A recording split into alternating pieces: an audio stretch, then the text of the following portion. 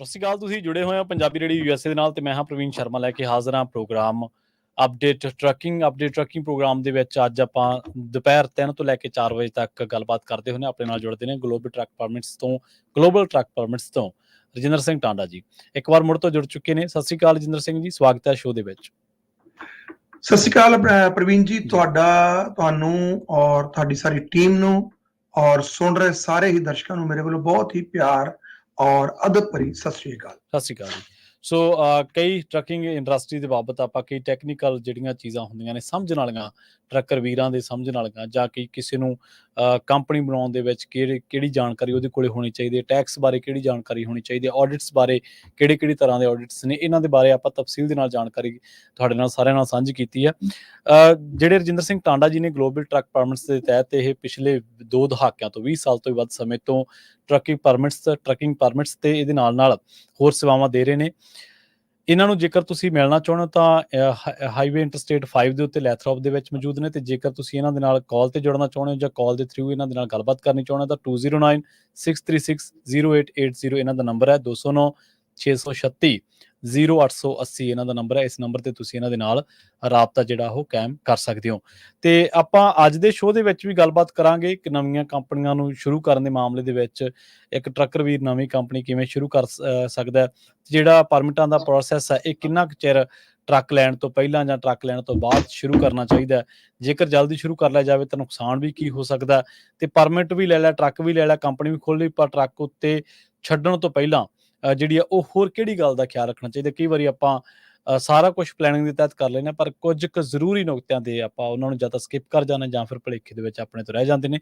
ਇਹ ਨਹੀਂ ਆਪਾਂ ਕਹਿੰਦੇ ਕਿ ਜਾਣ ਬੁੱਝ ਕੇ ਕੋਈ ਵੀ ਕਰਦਾ ਇਹਨਾਂ ਚੀਜ਼ਾਂ ਨੂੰ, ਪਰ ਫਿਰ ਵੀ ਕਈ ਵਾਰੀ ਭੁਲੇਖਾ ਲੱਗ ਜਾਂਦਾ ਜਾਂ ਕਈ ਵਾਰੀ ਟੈਕਨੀਕਲ ਚੀਜ਼ਾਂ ਆਪਣੇ ਸਮਝ ਦੇ ਵਿੱਚ ਨਹੀਂ ਆਉਂਦੀਆਂ। ਇਸੇ ਕਰਕੇ ਆਪਾਂ ਸ਼ੁੱਕਰਵਾਰ ਦੇ ਸ਼ੋਅ ਦੇ ਵਿੱਚ ਰਜਿੰਦਰ ਸਿੰਘ ਟਾਂਡਾ ਜੀ ਨੂੰ ਨਾਲ ਜੋੜਦੇ ਹਾਂ ਤੇ ਉਹਨਾਂ ਤੋਂ ਟਰੱਕਿੰਗ ਇੰਡਸਟਰੀ ਦੇ ਬਾਰੇ, ਪਰਮਿਟਸ ਦੇ ਬਾਰੇ, ਕੰਪਨੀ ਖੋਲ੍ਹਣ ਦੇ ਬਾਰੇ, ਆਡਿਟਸ ਦੇ ਬਾਰੇ, ਟੈਕਸ ਦੇ ਬਾਰੇ ਤੁਹਾਨੂੰ ਸਰਲ ਭਾਸ਼ਾ ਦੇ ਵਿੱਚ ਜਿਹੜੀਆਂ ਜਾਣਕਾਰੀਆਂ ਉਹ ਤੁਹਾਡੇ ਤੱਕ ਪਹੁੰਚਦੀਆਂ ਕਰਨ ਦੀ ਕੋਸ਼ਿਸ਼ ਕਰਦੇ ਹਾਂ। ਸ਼ੋਅ ਦੇ ਵਿੱਚ ਤੁਸੀਂ ਵੀ ਜੁੜ ਸਕਦੇ ਹਾਂ। 408 272 5200 ਸਟੂਡੀਓ ਦਾ ਨੰਬਰ ਹੈ। ਤੁਹਾਡੇ ਮਨ ਦੇ ਵਿੱਚ ਜਿਹੜੇ ਮੁੱਦਿਆਂ ਤੇ ਆਪਾਂ ਚਰਚਾ ਕਰ ਰਹੇ ਹੋਵਾਂਗੇ ਉਹਨਾਂ ਬਾਬਤ ਕੋਈ ਸਵਾਲ ਹੈ ਤਾਂ ਤੁਸੀਂ ਜੁੜ ਸਕਦੇ ਹੋ। ਰਜਿੰਦਰ ਸਿੰਘ ਜੀ, ਆਪਾਂ ਸਭ ਤੋਂ ਪਹਿਲਾਂ ਇਹ ਗੱਲ ਤੋਂ ਸ਼ੁਰੂ ਕਰੀਏ ਕਿ ਜਿਹੜਾ ਕੋਈ ਵੀ ਟਰੱਕਰ ਵੀਰ ਆਪਣੀ ਕੰਪਨੀ ਸ਼ੁਰੂ ਕਰਨ ਜਾ ਰਿਹਾ ਹੈ, ਉਹ ਸ਼ੁਰੂ ਕਰਨੀ ਚਾਹੁੰਦਾ, ਉਹਦੇ ਮਨ ਦੇ ਵਿੱਚ ਵਲਵਲਿਆ ਕਿ ਮੇਰੀ ਆਪਣੀ ਕੰਪਨੀ ਹੋਵੇ ਤੇ ਉਹਦੇ ਨਾਲ ਉਹਦੇ ਤਹਿਤ ਮੈਂ ਕੰਮ ਕਰਾਂ, ਤਾਂ ਉਹਨੂੰ ਸਭ ਤੋਂ ਪਹਿਲਾਂ ਬੇਸਿਕ ਪੁਆਇੰਟ ਕਿਹੜੀ ਪਹਿਲੀ ਗੱਲ ਦਾ ਖਿਆਲ ਰੱਖਣਾ ਚਾਹੀਦਾ ਜੀ? ਜੀ ਪ੍ਰਵੀਨ ਜੀ, ਸਾਡੇ ਸਾਰੇ ਸੁਣ ਰਹੇ ਸਰੋਤਿਆਂ ਦੇ ਵਾਸਤੇ ਆਪਾਂ ਅੱਜ ਇਸ ਟਰੱਕਿੰਗ ਇੰਡਸਟਰੀ ਦੇ ਵਿੱਚ ਜਿਵੇਂ ਇੰਟਰ ਕਿਵੇਂ ਕਰਨਾ ਜੀ ਉਹਦੇ ਬਾਰੇ ਆਪਾਂ ਗੱਲਬਾਤ ਕਰਨੀ ਹੈ। ਔਰ ਕਿਉਂਕਿ ਹਰ ਇੱਕ ਬੰਦਾ ਜਦੋਂ ਅਮਰੀਕਾ ਦੀ ਧਰਤੀ ਤੇ ਆਉਂਦਾ ਹੈ ਜੀ ਤਾਂ ਉਹਦੇ ਮਨ ਦੇ ਵਿੱਚ ਕਿਤੇ ਨਾ ਕਿਤੇ ਬਹੁਤ ਵੱਡੀਆਂ ਤਰੱਕੀਆਂ ਤੇ ਬਹੁਤ ਵੱਡੀਆਂ ਮੰਜ਼ਿਲਾਂ ਨੂੰ ਛੂਹਣ ਦੇ ਸੁਪਨੇ ਹੁੰਦੇ ਆ, ਔਰ ਉਹ ਸੁਪਨੇ ਪੂਰੇ ਕਰਨ ਵਾਸਤੇ ਧਰਤੀ ਜਿਹੜੀ ਉਹ ਬੜੀ ਮਾਕੂਲ ਧਰਤੀ ਹੈ, ਬੜੀ ਜ਼ਰਖੇਜ਼ ਧਰਤੀ ਹੈ ਉਹਨਾਂ ਸੁਪਨਿਆਂ ਦੀ ਫਸਲ ਨੂੰ ਪੂਰਾ ਕਰਨ ਵਾਸਤੇ। ਸੋ ਜਦੋਂ ਵੀ ਆਦਮੀ ਟਰੱਕ ਚਲਾਉਂਦਾ, ਡਰਾਈਵਰ ਐਜ਼ ਏ ਕੰਮ ਕਰਦਾ, ਤੇ ਉਹਦੇ ਕੋਲ ਉਹ ਆਪਣੀ ਕੰਪਨੀ ਦਾ ਹਾਲਾਤ ਦੇਖ ਕੇ ਜਾਂ ਬਾਕੀ ਆਲਾ ਦੁਆਲਾ ਦੇਖ ਕੇ ਉਹਦੇ ਮਨ ਦੇ ਵਿੱਚ ਸੁਪਨਾ ਜ਼ਰੂਰ ਆਉਂਦਾ ਕਿ ਮੈਂ ਆਪਣੀ ਕੰਪਨੀ ਖੋਲਾਂ। ਤੇ ਪ੍ਰੋਬਲਮ ਕੀ ਆਉਂਦੀ ਹੈ ਕਿ ਜਦੋਂ ਸ਼ੁਰੂ ਵਿੱਚ ਅਸੀਂ ਕੰਪਨੀ ਖੋਲਦੇ ਹਾਂ ਜੀ, ਉਸ ਵਕਤ ਬਹੁਤ ਸਾਰੀਆਂ ਗੱਲਾਂ ਦਾ ਧਿਆਨ ਰੱਖਣਾ ਬੜਾ ਜ਼ਰੂਰੀ ਹੁੰਦਾ ਹੈ। ਉਹਦਾ ਰੀਜ਼ਨ ਇਹ ਹੈਗਾ ਕਿ ਜਦੋਂ ਅਸੀਂ ਕੰਪਨੀ ਖੋਲਦੇ ਹਾਂ ਜੀ, ਸ਼ੁਰੂਆਤੀ ਦੌਰ ਦੇ ਵਿੱਚ ਪਹਿਲੇ ਸਾਲ 6 ਮਹੀਨੇ ਵਿੱਚ ਸਾਨੂੰ ਜਾਂ ਤਾਂ ਕੋਈ ਵੱਡਾ ਖਰਚਾ ਪੈ ਜਾਵੇ ਜਾਂ ਕੋਈ ਐਸੀ ਗਲਤੀ ਕਰ ਲਈਏ ਕਿ ਅਸੀਂ ਕਾਨੂੰਨ ਦੀ ਪਕੜ ਵਿੱਚ ਆ ਜਾਈਏ, ਤਾਂ ਫਿਰ ਦੁਬਾਰਾ ਅਸੀਂ ਬਹੁਤ ਲੰਬਾ ਸਮਾਂ ਹੌਸਲਾ ਨਹੀਂ ਕਰਦੇ। ਦੂਸਰੀ ਗੱਲ ਹੈ, ਜਦੋਂ ਸ਼ੁਰੂਆਤੀ ਦੌਰ ਦੇ ਵਿੱਚ ਜਿਹੜਾ ਪਹਿਲਾ ਸਾਲ 6 ਮਹੀਨੇ ਹੁੰਦੇ, ਉਹੋ ਹੀ ਕਿਸੇ ਵੀ ਬਿਜ਼ਨਸ ਦੇ ਸਭ ਤੋਂ ਵੱਧ ਔਖੇ ਹੁੰਦੇ ਆ। ਔਰ ਇਹ ਗੱਲ ਮੰਨਣ 'ਚ ਆਉਂਦੀ ਗੱਲ ਕਿ ਜਿਹੜੇ ਜਿੰਨੇ ਬਿਜ਼ਨਸ ਟੋਟਲ ਬੰਦ ਹੁੰਦੇ ਆ, ਉਹਨਾਂ ਚੋਂ 70% ਤੋਂ ਉੱਪਰ ਜਿਹੜੇ ਬਿਜ਼ਨਸ ਉਹ ਪਹਿਲੇ ਸਾਲ 'ਚ ਹੀ ਬੰਦ ਹੋ ਜਾਂਦੇ। ਬਿਲਕੁਲ ਸਹੀ। ਸੋ ਇਸ ਕਰਕੇ ਜਿਹੜਾ ਪਹਿਲਾ ਸਾਲ ਆ ਉਹ ਬੜਾ ਹੀ ਕਰੂਸ਼ੀਅਲ ਹੁੰਦਾ। ਪਹਿਲੇ ਸਾਲ ਵਿੱਚ ਸਾਨੂੰ ਬਹੁਤ ਗੱਲਾਂ ਦਾ ਧਿਆਨ ਰੱਖਣਾ ਚਾਹੀਦਾ, ਜੋ ਅਸੀਂ ਦੇਖੋ ਇਹਦੇ ਵਾਸਤੇ ਕੋਈ ਐਸਾ ਸੈੱਟ ਰੂਲ ਤਾਂ ਨਹੀਂ ਹੈਗਾ, ਪਰ ਇਹ ਸਿਰਫ ਤਜਰਬੇ ਦੇ ਆਧਾਰ ਤੇ ਜਿਹੜੀਆਂ ਗੱਲਾਂ ਸਾਂਝੀਆਂ ਕੀਤੀਆਂ ਜਾ ਸਕਦੀਆਂ ਕਿ ਆਪਾਂ ਨੂੰ ਕਿਹੜੀ ਗੱਲ ਦਾ ਧਿਆਨ ਰੱਖਣਾ ਚਾਹੀਦਾ। ਪਹਿਲੀ ਗੱਲ ਹੈ ਕਿ ਮੈਂ ਸਮਝਦਾ ਕਿ ਇੱਕ ਟਰੱਕ ਡਰਾਈਵਰ ਅਗਰ ਉਹ ਇਸ ਇੰਡਸਟਰੀ 'ਚ ਬਤੌਰ ਓਨਰ ਆਪਰੇਟਰ ਜਾਂ ਬਤੌਰ ਕੰਪਨੀ ਓਨਰ ਆਉਣਾ ਚਾਹੁੰਦਾ, ਤੇ ਸਭ ਤੋਂ ਪਹਿਲੀ ਗੱਲ ਉਹਨੂੰ ਧਿਆਨ ਰੱਖਣੀ ਚਾਹੀਦੀ ਉਹਦੀ ਆਪਣੀ ਉਮਰ। ਠੀਕ ਹੈ ਜੀ। 24 ਸਾਲ ਤੋਂ ਪਹਿਲਾਂ ਜਾਂ 24 ਔਰ 25 ਸਾਲ ਤੱਕ ਮੇਰਾ ਖਿਆਲ ਆ ਕਿ ਕਿਸੇ ਵੀ ਡਰਾਈਵਰ ਨੂੰ ਆਪਣੀ ਕੰਪਨੀ ਖੁਦ ਖੋਲਣੀ ਬਹੁਤ ਵੱਡਾ ਜਾਂ ਬਹੁਤ ਸਿਆਣਾ ਜਿਹੜਾ ਇਹ ਫੈਸਲਾ ਨਹੀਂ ਹੈ। ਠੀਕ ਹੈ। ਕਿਉਂਕਿ ਜਿੰਨੇ ਕੁ ਪੈਸੇ ਤੁਸੀਂ ਟਰੱਕ ਦੀ ਡਰਾਈਵਿੰਗ ਕਰਕੇ ਕਮਾਉਨੇ ਹੋ ਤੇ ਜਿੰਨੇ ਕੁ ਪੈਸੇ ਕੰਪਨੀ ਖੋਲ ਕੇ ਕਮਾਉਨੇ ਉਹਨਾਂ 'ਚ ਬਹੁਤ ਥੋੜਾ ਹੀ ਫਰਕ ਹੁੰਦਾ, ਕੋਈ 20-25% ਤੋਂ ਜ਼ਿਆਦਾ ਫਰਕ ਨਹੀਂ ਹੁੰਦਾ। ਜੇਕਰ ਡਰਾਈਵਰ ਉਨਾ ਹੀ ਕੰਮ ਕਰਕੇ ਐਜ਼ ਏ ਡਰਾਈਵਰ ਅਗਰ 6000 ਮਹੀਨਾ ਕਮਾ ਰਿਹਾ ਤਾਂ ਅਗਰ ਉਹ ਆਪਣੀ ਕੰਪਨੀ ਖੋਲ ਲੈਂਦਾ, ਆਪਣਾ ਟਰੱਕ ਪਾ ਲੈਂਦਾ ਤੇ ਸਾਰੇ ਖਰਚੇ ਪੇ ਕਰਨ ਤੋਂ ਬਾਅਦ ਉਹ 7-8000 ਤੋਂ ਉੱਪਰ ਨਹੀਂ ਜਾਂਦਾ। ਠੀਕ ਹੈ ਜੀ। ਕਹਿਣ ਦਾ ਭਾਵ ਇਹ ਹੈ ਕਿ ਰਿਸਕ ਲੈਣ ਦੀ ਤਾਂ ਜ਼ਰੂਰਤ ਹੁੰਦੀ ਵੀ ਜੇ ਤੁਸੀਂ ਕਮਾ 5000 ਰਹੇ ਆ, ਕੰਪਨੀ ਖੋਲ ਕੇ ਤੁਸੀਂ 25000 ਕਮਾਉਣਾ, ਫਿਰ ਤਾਂ ਬਹੁਤ ਵੱਡੇ ਰਿਸਕ ਲੈਣ ਦੀ ਲੋੜ ਹੈ। ਪਰ ਜਦੋਂ ਕਮਾਈ ਦੇ ਜਿਹੜਾ ਪਹਿਲੀ ਵਾਰੀ ਡਿਫਰੈਂਸ ਹੈ ਉਹ ਬਹੁਤ ਵੱਡਾ ਨਹੀਂ ਹੈਗਾ ਤਾਂ ਮੈਂ ਸਮਝਦਾ ਕਿ ਉਦੋਂ ਥੋੜੀ ਜਿਹੀ ਸਿਆਣਪ ਵਰਤਣੀ ਬੜੀ ਜ਼ਰੂਰੀ ਹੈ। ਸੋ ਪਹਿਲੀ ਗੱਲ ਕਿ ਡਰਾਈਵਰ ਨੂੰ 24-25 ਸਾਲ ਤੋਂ ਪਹਿਲਾਂ ਟਰੱਕਿੰਗ ਸ਼ੁਰੂ ਨਹੀਂ ਕਰਨੀ ਚਾਹੀਦੀ, ਕਿਉਂਕਿ 24 ਸਾਲ ਤੋਂ ਘੱਟ ਜਿਹੜੇ ਡਰਾਈਵਰ ਹੈ ਉਹਨਾਂ ਦੀ ਇੰਸ਼ੋਰੈਂਸ ਤੇ ਇੱਕ 28 ਸਾਲ ਦੇ ਡਰਾਈਵਰ ਦੀ ਜਿਹੜੀ ਇੰਸ਼ੋਰੈਂਸ ਆ ਉਹਦੇ ਵਿੱਚ ਬਹੁਤ ਵੱਡਾ ਫਰਕ ਹੁੰਦਾ। ਠੀਕ ਹੈ ਜੀ। ਔਰ ਅੱਜ ਕੱਲ ਖਾਸ ਕਰਕੇ ਜਦੋਂ ਕਿ ਲਾਇਬਿਲਿਟੀ ਇੰਸ਼ੋਰੈਂਸ ਜਿਹੜੀ ਉਹ ਕੈਲੀਫੋਰਨੀਆ ਦੇ ਜਿਹੜੀਆਂ ਕੰਪਨੀਆਂ ਆ ਉਹ ਬਹੁਤ ਸਾਰੀਆਂ ਕੰਪਨੀਆਂ ਡਿਨਾਈ ਕਰ ਰਹੀਆਂ ਨਵੇਂ ਵੈਂਚਰਸ ਨੂੰ, ਨਵੀਆਂ ਕੰਪਨੀਆਂ ਨੂੰ, ਖਾਸ ਕਰਕੇ ਘੱਟ ਉਮਰ ਵਾਲੇ ਮੁੰਡਿਆਂ ਨੂੰ। ਤੇ ਉਸ ਕੰਡੀਸ਼ਨ ਦੇ ਵਿੱਚ ਛੋਟੀ ਉਮਰ ਦੇ ਵਿੱਚ ਟਰੱਕ ਜਿਹੜਾ ਆ ਉਹ ਆਪਣਾ ਖਰੀਦਣਾ, ਖਾਸ ਕਰਕੇ ਆਪਣੀ ਕੰਪਨੀ ਖੋਲਣਾ।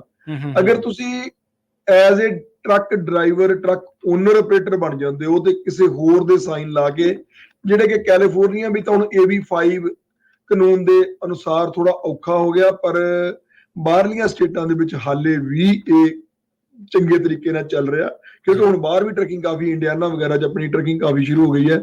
ਸੋ ਹਮੇਸ਼ਾ ਸਾਡੀ ਰਿਕਮੈਂਡੇਸ਼ਨ ਇਹ ਹੁੰਦੀ ਹੈ ਕਿ ਜੇਕਰ ਤੁਹਾਡਾ ਕਿਸੇ ਕੰਪਨੀ ਦੇ ਨਾਲ ਕੰਟਰੈਕਟ ਹੋ ਜਾਂਦਾ ਤੇ ਉਸ ਕੰਪਨੀ ਦੇ ਨਾਲ ਆਪਣਾ ਟਰੱਕ ਜਿਹੜਾ ਆ ਉਹਨੂੰ ਲੀਜ਼ ਕਰਕੇ ਐਜ਼ ਏ ਓਨਰ ਆਪਰੇਟਰ ਜਾਂ ਜਿਹਨੂੰ ਅਸੀਂ ਬਤੌਰ ਸਬ ਹੌਲਰ ਕਹਿੰਦੇ ਆ, ਸਬ ਹੌਲਰ ਚਲਾਇਆ ਜਾਵੇ। ਉਹਦੇ ਵਿੱਚ ਤੁਹਾਨੂੰ ਇੰਸ਼ੋਰੈਂਸ ਜਿਹੜੀ ਹੈ ਉਹ ਕੰਪਨੀ ਦੀ ਹੀ ਲੈਣੀ ਪੈਂਦੀ। ਉਹਦੇ ਵਿੱਚ ਕੰਪਨੀ, ਕਿਉਂਕਿ ਵੱਡੀਆਂ ਕੰਪਨੀਆਂ ਦੀ ਜਿਹੜੀ ਕੰਪਨੀ ਕੋਲ 25-30-40 ਟਰੱਕ ਚੱਲਦੇ ਆ ਉਹ 'ਚ ਇੱਕ ਦਾ 20-22 ਸਾਲ ਦਾ 30 ਸਾਲ ਦਾ ਡਰਾਈਵਰ ਵੀ ਨਿਕਲ ਜਾਂਦਾ।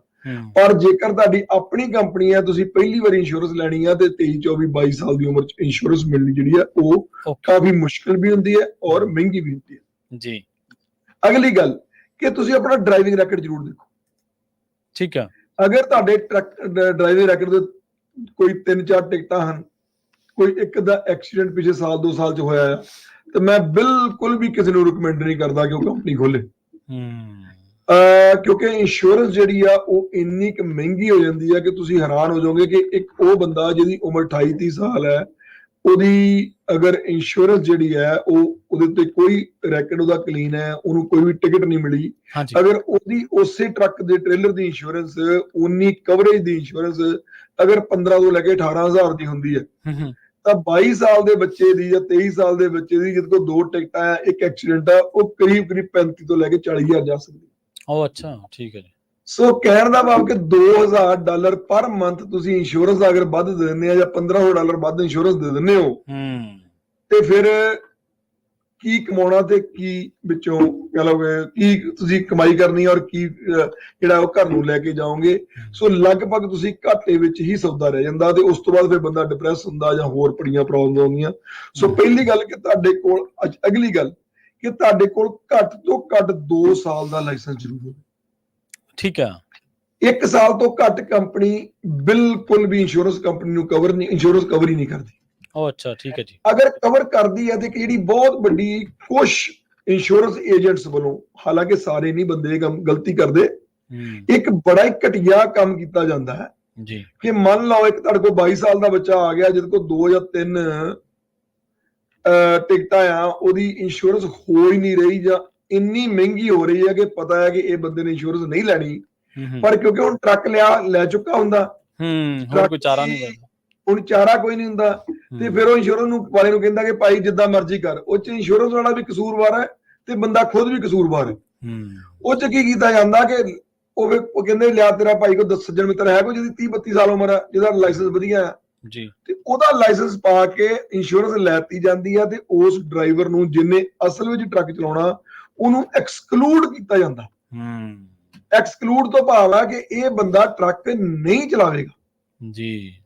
ਹੁਣ ਉਹਦੇ ਲਈ ਕੀ ਹੈ ਕਿ ਜਦੋਂ ਤੁਸੀਂ ਟਰੱਕ ਲਿਖਤਾ ਪਾਲਿਸੀ ਵਿੱਚ ਵੀ ਟਰੱਕ ਨਹੀਂ ਚਲਾਏਗਾ, ਤੇ ਜੇਕਰ ਉਹ ਚਲਾਉਂਦਾ ਆ ਟਰੱਕ ਤਾਂ ਆਟੋਮੈਟਿਕਲੀ ਵਾਇਓਲੇਸ਼ਨ ਨਹੀਂ, ਵਾਇਓਲੇਸ਼ਨ ਨਹੀਂ, ਉਹ ਕਵਰੇਜ ਹੀ ਹੈ ਨਹੀਂ। ਉਹ ਅੱਛਾ, ਉਸ ਤੋਂ ਵੀ ਉਹਦੇ ਵਿੱਚ ਲਾਇਬਿਲਿਟੀ ਇੰਸ਼ੋਰੈਂਸ ਕਿਸੇ ਹੱਦ ਤੱਕ ਇੰਸ਼ੋਰੈਂਸ ਕੰਪਨੀਆਂ ਦੀ ਮਜਬੂਰੀ ਹੁੰਦੀ ਹੈ, ਕਿਉਂਕਿ ਉਹਨਾਂ ਨੇ ਇੰਸ਼ੋਰੈਂਸ ਫਾਈਲ ਕੀਤੀ ਹੁੰਦੀ ਹੈ, ਤਾਂ ਉਹਨਾਂ ਨੂੰ ਲਾਇਬਿਲਿਟੀ ਤਾਂ ਜਿਹੜਾ ਦੂਜੇ ਦਾ ਨੁਕਸਾਨ ਹੋ ਜਾਂਦਾ ਉਹ ਤਾਂ ਉਹਨਾਂ ਨੂੰ ਕਵਰ ਕਰਨਾ ਪੈਂਦਾ। ਕੁਝ ਫੈਡਰਲ ਦੇ ਇਸ ਤਰ੍ਹਾਂ ਦੇ ਕਾਨੂੰਨ ਹਨ। ਠੀਕ ਹੈ ਜੀ। ਪਰ ਕਾਰਗੋ ਔਰ ਜਿਹੜਾ ਫਿਜ਼ੀਕਲ ਡੈਮੇਜ ਟਰੱਕ ਦੀ ਉਹ ਬਿਲਕੁਲ ਵੀ ਕਵਰ ਨਹੀਂ ਹੁੰਦੀ। ਮੈਂ ਇਦਾਂ ਦੀਆਂ ਘੱਟੋ ਘੱਟ ਵੀ ਸਮਝ ਲਓ ਕਿ ਮੈਂ ਤੁਹਾਨੂੰ ਕੋਈ 20 ਐਗਜ਼ਾਮਪਲ ਆਪਣੀਆਂ ਟਿਪਸ ਤੇ ਦੇ ਸਕਦਾ ਕਿ ਜਿਹਦੇ ਵਿੱਚ ਇੰਸ਼ੋਰੈਂਸ ਕੰਪਨੀ ਨੇ ਇੰਸ਼ੋਰੈਂਸ ਲਿਖੀ, ਐਕਚੁਅਲ ਜਿਹੜਾ ਮਾਲਕ ਜਿਹੜਾ ਚਲਾਉਣ ਵਾਲਾ ਸੀ ਉਹਨੂੰ ਉਹਨਾਂ ਨੇ ਐਕਸਕਲੂਡ ਕਰ ਦਿੱਤਾ, ਕਿਉਂਕਿ ਉਹਦੇ ਲਾਇਸੈਂਸ ਤੇ ਕਿਸੇ ਕੋਈ DUI ਸੀ, ਜਿਹਨੂੰ ਅਸੀਂ ਡਰੰਕ ਡਰਾਈਵਿੰਗ ਟਿਕਟ ਕਹਿੰਦੇ ਆ, ਕਿਸੇ ਉੱਤੇ ਕੋਈ ਤੁਹਾਡੀ ਕੋਈ ਫੋਲੋ ਟੂ ਕਲੋਜ਼ ਹੈ, ਉਹ ਸੀ ਬੜੀ ਮਾੜੀ ਟਿਕਟ ਮੰਨਦੇ ਆ, ਜੇ ਕੋਈ ਐਕਸੀਡੈਂਟ ਸੀਗਾ ਤੇ ਉਹਨਾਂ ਨੇ ਉਹ ਬੰਦੇ ਨੂੰ ਐਕਸਕਲੂਡ ਕਰ ਦਿੱਤਾ। ਤੇ ਜਿਹੜੀ ਕੰਪਨੀ ਹੈ ਉਹਨੇ ਇੰਸ਼ੋਰੈਂਸ ਕੰਪਨੀ ਨੇ ਕਿਸੇ ਹੋਰ ਕੋਈ ਜੌਨ ਜਾਂ ਕੋਈ ਬਿੱਲ ਜਾਂ ਸਟੀਵ ਦਾ ਨਾਂ ਪਾ ਕੇ ਉੱਤੇ ਇੰਸ਼ੋਰੈਂਸ ਲੈ ਲਈ, ਔਰ ਇੱਕ ਟਰੱਕ ਉਸ ਤੋਂ ਬਾਅਦ ਟਰੱਕ ਦਾ ਐਕਸੀਡੈਂਟ ਹੋਇਆ, ਉਹਦੇ ਕਾਰਗੋ ਵੀ ਕਵਰ ਨਹੀਂ ਕੀਤੀ ਗਈ, ਔਰ ਜਿਹੜਾ ਤੁਹਾਡਾ 75-80 ਹਜ਼ਾਰ ਦਾ ਜਾਂ ਲੱਖ ਡਾਲਰ ਦਾ ਟਰੱਕ ਵੀ ਕਵਰ ਨਹੀਂ ਹੋਇਆ, ਔਰ 30-40 ਹਜ਼ਾਰ ਦਾ ਟ੍ਰੇਲਰ ਵੀ ਕਵਰ ਨਹੀਂ ਹੋਇਆ। ਠੀਕ ਹੈ। ਰੀਸੈਂਟਲੀ ਇੱਕ 22 ਸਾਲ ਦਾ ਲੜਕਾ, ਜਿਹਨੂੰ ਮੈਂ 10 ਵਾਰੀ ਮਨਾ ਕੀਤਾ ਕਾਕਾ ਗਲਤੀ ਨਾ ਕਰ, ਗਲਤੀ ਨਾ ਕਰ, ਉਹਦੇ ਆਵਾਜ਼ ਵੀ ਲਿਆ। ਅੱਜ ਦੀ ਡੇਟ ਉਹ $2000 ਉਸ ਟਰੱਕ ਦੀ ਪੇਮੈਂਟ ਬੈਂਕ ਨੂੰ ਦੇ ਰਿਹਾ, ਪਰ ਉਹ ਟਰੱਕ ਜਿਹੜਾ ਟੋਟਲ ਲਾਸਟ ਹੋ ਚੁੱਕਾ ਹੈ। ਉਹ ਟਰੱਕ ਇਸ ਵੇਲੇ ਜੰਗ ਜਾੜ 'ਚ ਪਿਆ। ਬਿਲਕੁਲ ਮੇਰੇ ਸਟਾਕਟਨ ਦੀ ਘਟਨਾ ਹੈ, ਮੇਰੇ ਬੜੇ ਕਲੋਜ਼ ਸੱਜਣਾ ਉਹਨਾਂ ਦੇ ਬੇਟੇ ਦੀ ਘਟਨਾ ਹੈ, ਮੈਂ ਨਾਂ ਨਹੀਂ ਲੈ ਸਕਦਾ। ਮੈਂ ਬੜੀਆਂ ਮਿੰਨਤਾਂ ਪਾਈਆਂ, ਯਾਰ ਤੁਹਾਡਾ ਬੱਚਾ ਹੈ, ਇਹ ਗਲਤੀ ਨਾ ਕਰ, ਪਰ ਨਹੀਂ, ਉਹਨੇ ਸਟਿਲ ਕੀਤੀ and he is suffering for that. So ਇਹ ਗੱਲਾਂ ਧਿਆਨ ਰੱਖਣ ਦੀ ਜੋ ਹੈ ਕਿ ਤੁਹਾਡਾ ਲਾਇਸੈਂਸ ਕਿੰਨਾ ਕੁ ਪੁਰਾਣਾ। ਅਗਰ 2 ਸਾਲ ਤੋਂ ਲਾਇਸੈਂਸ ਘੱਟ ਪੁਰਾਣਾ ਹੈ ਤੇ ਤਾਂ ਵੀ ਇੰਸ਼ੋਰੈਂਸ ਜਿਹੜੀ ਆ ਉਹ ਬਹੁਤ ਮਹਿੰਗੀ ਮਿਲਦੀ ਆ, ਜਾਂ ਫਿਰ ਇੰਸ਼ੋਰੈਂਸ ਕੰਪਨੀਆਂ ਨੂੰ ਇਸ ਤਰ੍ਹਾਂ ਦੇ ਕੋਈ ਝੂਠ ਫਰੇਬ ਬੋਲ ਕੇ ਤੇ ਇੰਸ਼ੋਰੈਂਸ ਲੈ ਕੇ ਦੇਣੀ ਪੈਂਦੀ ਹੈ, ਜਿਹਦੇ ਵਿੱਚ ਦੁਬਾਰਾ ਕਵਰੇਜ ਨਹੀਂ ਹੁੰਦੀ। ਇਹ ਬੜਾ ਹੀ ਖਤਰਨਾਕ ਔਰ ਸੁਸਾਈਡਲ ਸਟੈਪ ਮੈਂ ਇਹਨੂੰ ਕਹਿੰਦਾ ਅਕਸਰ, ਇਹ ਖੁਦਕੁਸ਼ੀ ਕਰ ਰਹੇ ਆਪਾਂ। ਸੋ ਇਹ ਸਾਰੀਆਂ ਗੱਲਾਂ ਜਿਹੜੀਆਂ ਉਹਨਾਂ ਦਾ ਧਿਆਨ ਰੱਖਣਾ ਇੱਕ ਟਰੱਕਰ ਨੂੰ ਕੰਪਨੀ ਸਟਾਰਟ ਕਰਨ ਤੋਂ ਪਹਿਲਾਂ ਬਹੁਤ ਜ਼ਰੂਰੀ ਹੈ। ਜੀ ਬਿਲਕੁਲ ਬਿਲਕੁਲ। ਤੇ ਇਹ ਜਿਹੜਾ ਪਰਮਿਟਾਂ ਦਾ ਪ੍ਰੋਸੈਸ ਹੈ, ਕਿੰਨਾ ਕੁ ਚਿਰ ਟਰੱਕ ਲੈਣ ਤੋਂ ਪਹਿਲਾਂ ਜਾਂ ਟਰੱਕ ਲੈਣ ਤੋਂ ਬਾਅਦ ਸਟਾਰਟ ਕਰ ਲੈਣਾ ਚਾਹੀਦਾ? ਹਾਂਜੀ, ਇਹ ਤੁਹਾਡਾ ਸਵਾਲ ਬਹੁਤ ਸੋਹਣਾ ਹੈ ਪ੍ਰਵੀਨ ਜੀ। ਮੈਂ ਇਹਦੇ ਬਾਰੇ ਕਾਫੀ ਡਿਟੇਲ ਦੇਣਾ ਚਾਹੁੰਦਾ। ਵੈਸੇ ਮੈਂ ਕੱਲ ਸੋਸ਼ਲ ਮੀਡੀਆ ਤੇ ਆਪਣੀ ਇੱਕ ਵੀਡੀਓ ਵੀ ਇਹਦਾ ਸੰਬੰਧਿਤ ਪਾਈ ਸੀ। ਇਸ ਤਰ੍ਹਾਂ ਹੈ ਕਿ ਸਾਡੇ ਨਾ ਇੱਕ ਕਮਿਊਨਿਟੀ ਦੇ ਵਿੱਚ ਬਹੁਤ ਗਲਤ ਧਾਰਨਾ ਜੀ, ਜਾਂ ਕਹਿ ਲਓ ਕਿ ਬੈਠ ਗਈ ਹੈ ਜਾਂ ਬਿਠਾ ਦਿੱਤੀ ਗਈ ਹੈ। ਹੁੰਦਾ ਕੀ ਹੈ ਕਿ ਜਦੋਂ ਸਾਡੇ ਕੋਲ ਕੋਈ ਬੰਦਾ ਆਉਂਦਾ ਹੈ ਕਿ ਮੈਂ ਭਾਈ ਟਰੱਕਿੰਗ ਕੰਪਨੀ ਅਗਲੇ ਸਾਲ ਸਟਾਰਟ ਕਰਨੀ ਹੈ, ਤੇ ਮੈਂ ਚਾਹੁੰਦਾ ਕਿ ਮੇਰੀ ਹੁਣੇ ਤੁਸੀਂ ਕਾਰਪੋਰੇਸ਼ਨ ਬਣਾ ਦਿਓ, ਔਰ ਹੁਣੇ ਤੁਸੀਂ ਮੇਰਾ ਜਿਹੜਾ ਪਰਮਿਟ ਮੇਰੇ DOT ਔਰ MC ਨੰਬਰ ਲੈ ਕੇ ਮੈਨੂੰ ਦੇ ਦਿਓ, ਤਾਂ ਕਿ ਮੇਰਾ ਜਿਹੜਾ MC ਨੰਬਰ ਉਹ ਪੁਰਾਣਾ ਹੋ ਜਾਵੇ। ਠੀਕ ਹੈ। ਕਿਉਂਕਿ ਉਹਦੇ ਵਿੱਚ ਹਿਸਟਰੀ ਕੀ ਹੈ ਜਾਂ ਥਿਊਰੀ ਉਹਦੇ ਮਗਰ ਕੀ ਹੈ ਕਿ ਜਦੋਂ ਤੁਸੀਂ ਨਵੀਂ ਕੰਪਨੀ ਖੋਲਦੇ ਹੋ ਤਾਂ ਪਹਿਲੇ 3 ਤੋਂ ਲੈ ਕੇ 6 ਮਹੀਨੇ ਬਹੁਤ ਸਾਰੀਆਂ ਜਿਹੜੀਆਂ ਵੱਡੇ ਬ੍ਰੋਕਰਸ ਹੈਗੇ, ਜਿਵੇਂ CH ਰੋਬਿਨਸਨ, TQL ਹੋ ਗਿਆ, ਐਲਨ ਲੰਡ ਹੋ ਗਿਆ, ਜਾਂ ਹੋਰ ਜਿਹੜੀਆਂ ਵੱਡੀਆਂ ਕੰਪਨੀਆਂ ਆ, ਤੁਹਾਡੇ XPO ਹੋ ਗਈ, ਜਿਨ੍ਹਾਂ ਦਾ ਅੱਜਕੱਲ ਨਵਾਂ ਨਾਂ RXO ਆ ਸ਼ਾਇਦ, ਇਹ ਜਿੰਨੇ ਵੀ ਵੱਡੇ ਬ੍ਰੋਕਰ ਹੈ ਇਹ ਪੁਰਾਣੀ ਕੰਪਨੀ ਨੂੰ ਹੀ ਲੋਡ ਦਿੰਦੇ ਆ। 6 ਮਹੀਨੇ ਘੱਟੋ ਘੱਟ ਬਿਜ਼ਨਸ 'ਚ ਹੋਣ, ਇੱਕ ਦੋ ਦੀਆਂ ਰੋਡ ਤੇ ਇੰਸਪੈਕਸ਼ਨ ਹੋਣ ਤੇ ਉਹਨਾਂ ਨੂੰ ਲੋਡ ਦੇਣੇ ਸ਼ੁਰੂ ਕਰਦੇ ਆ, ਉਸ ਤੋਂ ਪਹਿਲਾਂ ਲੋਡ ਨਹੀਂ ਦਿੰਦੇ। ਸੋ ਪਹਿਲੇ 6 ਮਹੀਨੇ ਬੰਦੇ ਨੂੰ ਬੜੀ ਪ੍ਰੋਬਲਮ ਆਉਂਦੀ ਹੈ ਕੰਪਨੀ ਖੋਲਣ ਤੋਂ ਬਾਅਦ, ਉਹਨੂੰ ਲੋਡ ਮਿਲਣੇ ਜਿਹੜੇ ਬਹੁਤ ਲਿਮਟਿਡ ਹੁੰਦੇ ਆ। ਪਰ ਕਿਉਂਕਿ ਜਿਹੜੀ ਪੁਰਾਣੀ ਕੰਪਨੀ ਤੋਂ ਭਾਵ ਇਹ ਨਹੀਂ ਹੁੰਦਾ ਕਿ ਅਸੀਂ ਅਗਰ 3 ਸਾਲ ਪਹਿਲਾਂ ਅਸੀਂ ਅਗਰ ਕੰਪਨੀ ਖੋਲ ਲਈ ਹੈ, 2 ਸਾਲ ਪਹਿਲਾਂ ਕੰਪਨੀ ਖੋਲ ਲਈ ਹੈ, ਉਹ ਨੰਬਰ ਤਾਂ ਮਿਲ ਜਾਂਦੇ ਆ DOT ਔਰ MC ਨੰਬਰ ਸਾਨੂੰ, ਪਰ ਉਹ ਪਰਮਿਟ ਨਹੀਂ ਹੁੰਦੇ। ਉਹ ਅੱਛਾ, ਕਿਉਂਕਿ ਨੰਬਰ ਹੋਣਾ ਤੇ ਪਰਮਿਟ ਹੋਣੇ ਇਹ 2 ਅਲੱਗ ਗੱਲਾਂ। ਉਹ ਠੀਕ ਹੈ ਜੀ ਜੀ। ਨੰਬਰ ਲੈ ਕੇ ਰੱਖ ਲਿਆ ਜਾਂਦਾ, ਪਰ ਉਹ ਪਰਮਿਟ ਉਸ ਟਾਈਮ ਬਣਦਾ ਜਦੋਂ ਟਰੱਕ ਦੀ ਇੰਸ਼ੋਰੈਂਸ ਫਾਈਲ ਹੋ ਕੇ ਫੈਡਰਲ ਮੋਟਰ ਕੈਰੀਅਰ ਕੋਲ ਇੰਸ਼ੋਰੈਂਸ ਪਹੁੰਚ ਜਾਂਦੀ ਹੈ। ਫੈਡਰਲ ਮੋਟਰ ਕੈਰੀਅਰ ਆ ਇੱਕ ਵੀਕ ਤੋਂ ਲੈ ਕੇ 3 ਵੀਕ ਤੱਕ ਲਾ ਕੇ ਉਹਦੀਆਂ ਸਾਰੀਆਂ ਇਨਕੁਆਇਰੀਜ਼ ਕਰਕੇ, ਫਿਰ ਉਹਨੂੰ ਪਹਿਲਾਂ ਉਹ ਡਾਕਟਰ ਨੰਬਰ ਹੁੰਦਾ, ਫਿਰ ਟੈਂਪਰੇਰੀ ਇੱਕ ਨੰਬਰ ਹੁੰਦਾ, ਫਿਰ ਉਹਨੂੰ ਪਰਮਿਟ ਤਬਦੀਲ ਕਰਦੇ ਆ, ਫਿਰ ਕਹਿੰਦੇ ਕਿ ਤੁਹਾਡਾ MC ਪਰਮਿਟ ਐਕਟਿਵ ਹੋ ਗਿਆ। ਠੀਕ ਹੈ। ਐਕਟਿਵ ਹੋਣ ਤੋਂ ਬਾਅਦ ਤੁਹਾਨੂੰ ਪਰਮਿਟ ਮਿਲ ਗਿਆ ਜੀ। ਉਸ ਤੋਂ ਪਹਿਲਾਂ ਤੱਕ ਉਹ ਨੰਬਰ ਹੁੰਦਾ, ਉਹਦੀ ਕੋਈ ਵੈਲਿਊ ਨਹੀਂ। ਹਾਲਾਂਕਿ MC ਪਰਮਿਟ ਉੱਤੇ ਵੀ ਉਹੀ ਨੰਬਰ ਹੁੰਦਾ, ਵੈਸੇ ਵੀ ਉਹੀ ਨੰਬਰ ਹੁੰਦਾ, ਪਰ ਤਦ ਤੱਕ ਉਹ ਨੰਬਰ ਹੀ ਹੈ ਜਦ ਤੱਕ ਉਹਦੀ ਇੰਸ਼ੋਰੈਂਸ ਨਹੀਂ ਫਾਈਲ ਹੁੰਦੀ। ਜਦੋਂ ਇੰਸ਼ੋਰੈਂਸ ਹੋ ਗਈ ਉਹ ਐਕਟਿਵ ਪਰਮਿਟ ਹੋ ਗਿਆ, ਫਿਰ ਉਹ ਪਰਮਿਟ ਬਣਦਾ। ਤੇ ਜਿਹੜਾ ਟਾਈਮ ਸ਼ੁਰੂ ਹੁੰਦਾ ਅਸਲ ਵਿੱਚ ਉਹਦਾ ਉਹ ਪਰਮਿਟ ਬਣਨ ਤੋਂ ਬਾਅਦ ਸ਼ੁਰੂ ਹੁੰਦਾ। ਹੁਣ ਤੁਸੀਂ 2 ਸਾਲ ਕੰਪਨੀ ਪਹਿਲਾਂ ਖੋਲ ਲਈ ਆ, ਉਹਨੇ ਪਰਮਿਟ ਉਸ ਦਿਨ ਬਣਨਾ ਜਿਸ ਦਿਨ ਤੁਸੀਂ 2 ਸਾਲ ਬਾਅਦ ਉਹਦੀ ਇੰਸ਼ੋਰੈਂਸ ਲੈ ਕੇ ਉਹਦੀ ਇੰਸ਼ੋਰੈਂਸ ਫਾਈਲ ਕਰਵਾ ਕੇ ਤੁਹਾਨੂੰ ਉਹ ਪੇਪਰ ਬਕਾਇਦਾ ਫੈਡਰਲ ਮੋਟਰ ਕੈਰੀਅਰ ਵੱਲੋਂ ਆ ਗਿਆ। ਠੀਕ ਹੈ ਜੀ। ਤੁਹਾਡੀ ਕੋਈ ਵੈਲਿਊ ਨਹੀਂ ਚਾਹਦੀ 15 ਸਾਲ ਕੰਪਨੀ ਖੋਲ ਰੱਖੋ, ਜੇਕਰ ਤੁਸੀਂ ਇੰਸ਼ੋਰੈਂਸ ਨਹੀਂ ਲੈਂਦੇ, ਉਹਨੂੰ ਐਕਟਿਵ ਨਹੀਂ ਕਰਵਾਉਂਦੇ, ਉਹਦੇ ਉਸ ਪਰਮਿਟ ਦੀ ਡੇਟ ਦੀ ਕੋਈ ਵੈਲਿਊ ਨਹੀਂ। ਉਹਨੇ ਉਸ ਦਿਨ ਤੋਂ ਹੀ ਉਹਦੇ ਪੁਰਾਣਾ ਹੋਣਾ ਸ਼ੁਰੂ ਹੋਣਾ ਹੈ ਜਿਸ ਦਿਨ ਤੋਂ ਉਹਨੇ ਐਕਟਿਵ ਹੋਣਾ। ਪਰ ਹੁੰਦਾ ਕੀ ਆ ਪ੍ਰੈਕਟੀਕਲੀ ਕਿ ਜਦੋਂ ਤੁਸੀਂ ਮੰਨ ਲਓ ਟਰੱਕਿੰਗ ਕੰਪਨੀ ਖੋਲਣੀ ਹੈ, ਤੁਸੀਂ ਮੇਰੇ ਕੋਲ ਆਏ ਕਿ ਜੀ ਮੈਂ ਅਜੇ 6 ਮਹੀਨੇ ਤੱਕ ਟਰੱਕ ਲੈਣਾ, ਮੈਂ ਚਾਹੁੰਦਾ ਕਿ ਮੇਰੀ ਕੰਪਨੀ ਜਿਹੜੀ ਆ ਉਹ ਤੁਸੀਂ ਖੋਲ ਦਿਓ, ਮੈਨੂੰ ਪਰਮਿਟ ਲੈ ਦਿਓ। ਠੀਕ ਹੈ ਜੀ। ਤੇ ਮੇਰੀ ਇੱਕ ਮੈਂਟੈਲਿਟੀ ਇਹ ਹੁੰਦੀ ਹੈ ਕਿ ਭਾਈ ਇਹ ਬੰਦਾ ਮੇਰੇ ਕੋਲ ਆ ਗਿਆ, ਮੈਂ ਇਹਦਾ ਕੰਮ ਸ਼ੁਰੂ ਕਰ ਦਵਾਂ। ਜੇਕਰ ਮੈਂ ਇਹਨੂੰ ਕਹਿੰਦਾ ਕਿ 6 ਮਹੀਨੇ ਬਾਅਦ ਆਈ ਕਿਉਂਕਿ ਤੈਨੂੰ ਹਜੇ ਫਾਇਦਾ ਕੋਈ ਨਹੀਂ ਜਾਂ ਨੁਕਸਾਨ ਹੈ, ਤੇ 6 ਮਹੀਨਿਆਂ ਬਾਅਦ ਇਹਦਾ ਮੂਡ ਬਦਲ ਗਿਆ ਜਾਂ ਕੋਈ ਹੋਰ ਬੰਦੇ ਕਿਸੇ ਨੇ ਡੀਲ ਸਸਤੀ ਲਾਤੀ, ਬੰਦਾ ਕਿਸੇ ਹੋਰ ਪਾਸੇ ਚਲਾ ਗਿਆ ਤੇ ਮੇਰਾ ਗਾਹ ਖਰਾਬ ਹੋ ਗਿਆ ਨਾ। ਹਾਂਜੀ ਬਿਲਕੁਲ ਬਿਲਕੁਲ, ਬੰਦਾ ਆਪਦਾ ਹੀ। ਉਸ ਕੇਸ ਦੇ ਵਿੱਚ ਸਾਡੀ ਹਮੇਸ਼ਾ ਕੋਸ਼ਿਸ਼ ਕੀ ਹੁੰਦੀ ਕਿ ਨਹੀਂ ਭਾਈ ਪਰ ਅੱਜ ਹੀ ਕਾਰਪੋਰੇਸ਼ਨ ਖੋਲ ਕੇ ਪਰਮਿਟ ਲੈ ਦਿਓ ਤਾਂ ਕਿ ਦੁਬਾਰਾ ਫਿਰ ਦੇਖੀਓ ਜਦੋਂ ਹੋ। ਸੋ ਉਹਦਾ ਨੁਕਸਾਨ ਕਸਟਮਰ ਨੂੰ ਕੀ ਹੈ? ਪਹਿਲਾਂ ਇਹਦਾ ਇਹ ਨੁਕਸਾਨ ਹੁੰਦਾ ਸੀ ਕਿ ਜਦੋਂ ਅਸੀਂ ਐਮਸੀ ਪਰਮਿਟ ਅਪਲਾਈ ਕਰਦੇ ਹਾਂ ਉਹਦੀ $350 $350 ਫੀਸ ਹੁੰਦੀ। ਇੱਕ ਉਹਦਾ BOC ਫਾਰਮ ਹੁੰਦਾ, 300 ਦੀ ਫੈਡਰਲ ਦੀ ਫੀਸ ਹੈ, ਟੋਟਲ $350 ਫੀਸ ਜਾਂਦੀ ਹੈ ਉਹਦੀ। ਜੇਕਰ 90 ਦਿਨ ਦੇ ਵਿੱਚ ਅਸੀਂ ਇੰਸ਼ੋਰੈਂਸ ਟਰੱਕ ਲੈ ਕੇ ਉਹਦੀ ਇੰਸ਼ੋਰੈਂਸ ਨਹੀਂ ਫਾਈਲ ਕਰਦੇ ਤਾਂ ਉਹ ਇੰਸ਼ੋਰੈਂਸ ਜਿਹੜੀ ਐਮਸੀ ਪਰਮਿਟ ਦੀ ਐਪਲੀਕੇਸ਼ਨ ਆ ਉਹ ਡਿਸਮਿਸ ਕਰ ਦਿੱਤੀ ਜਾਂਦੀ।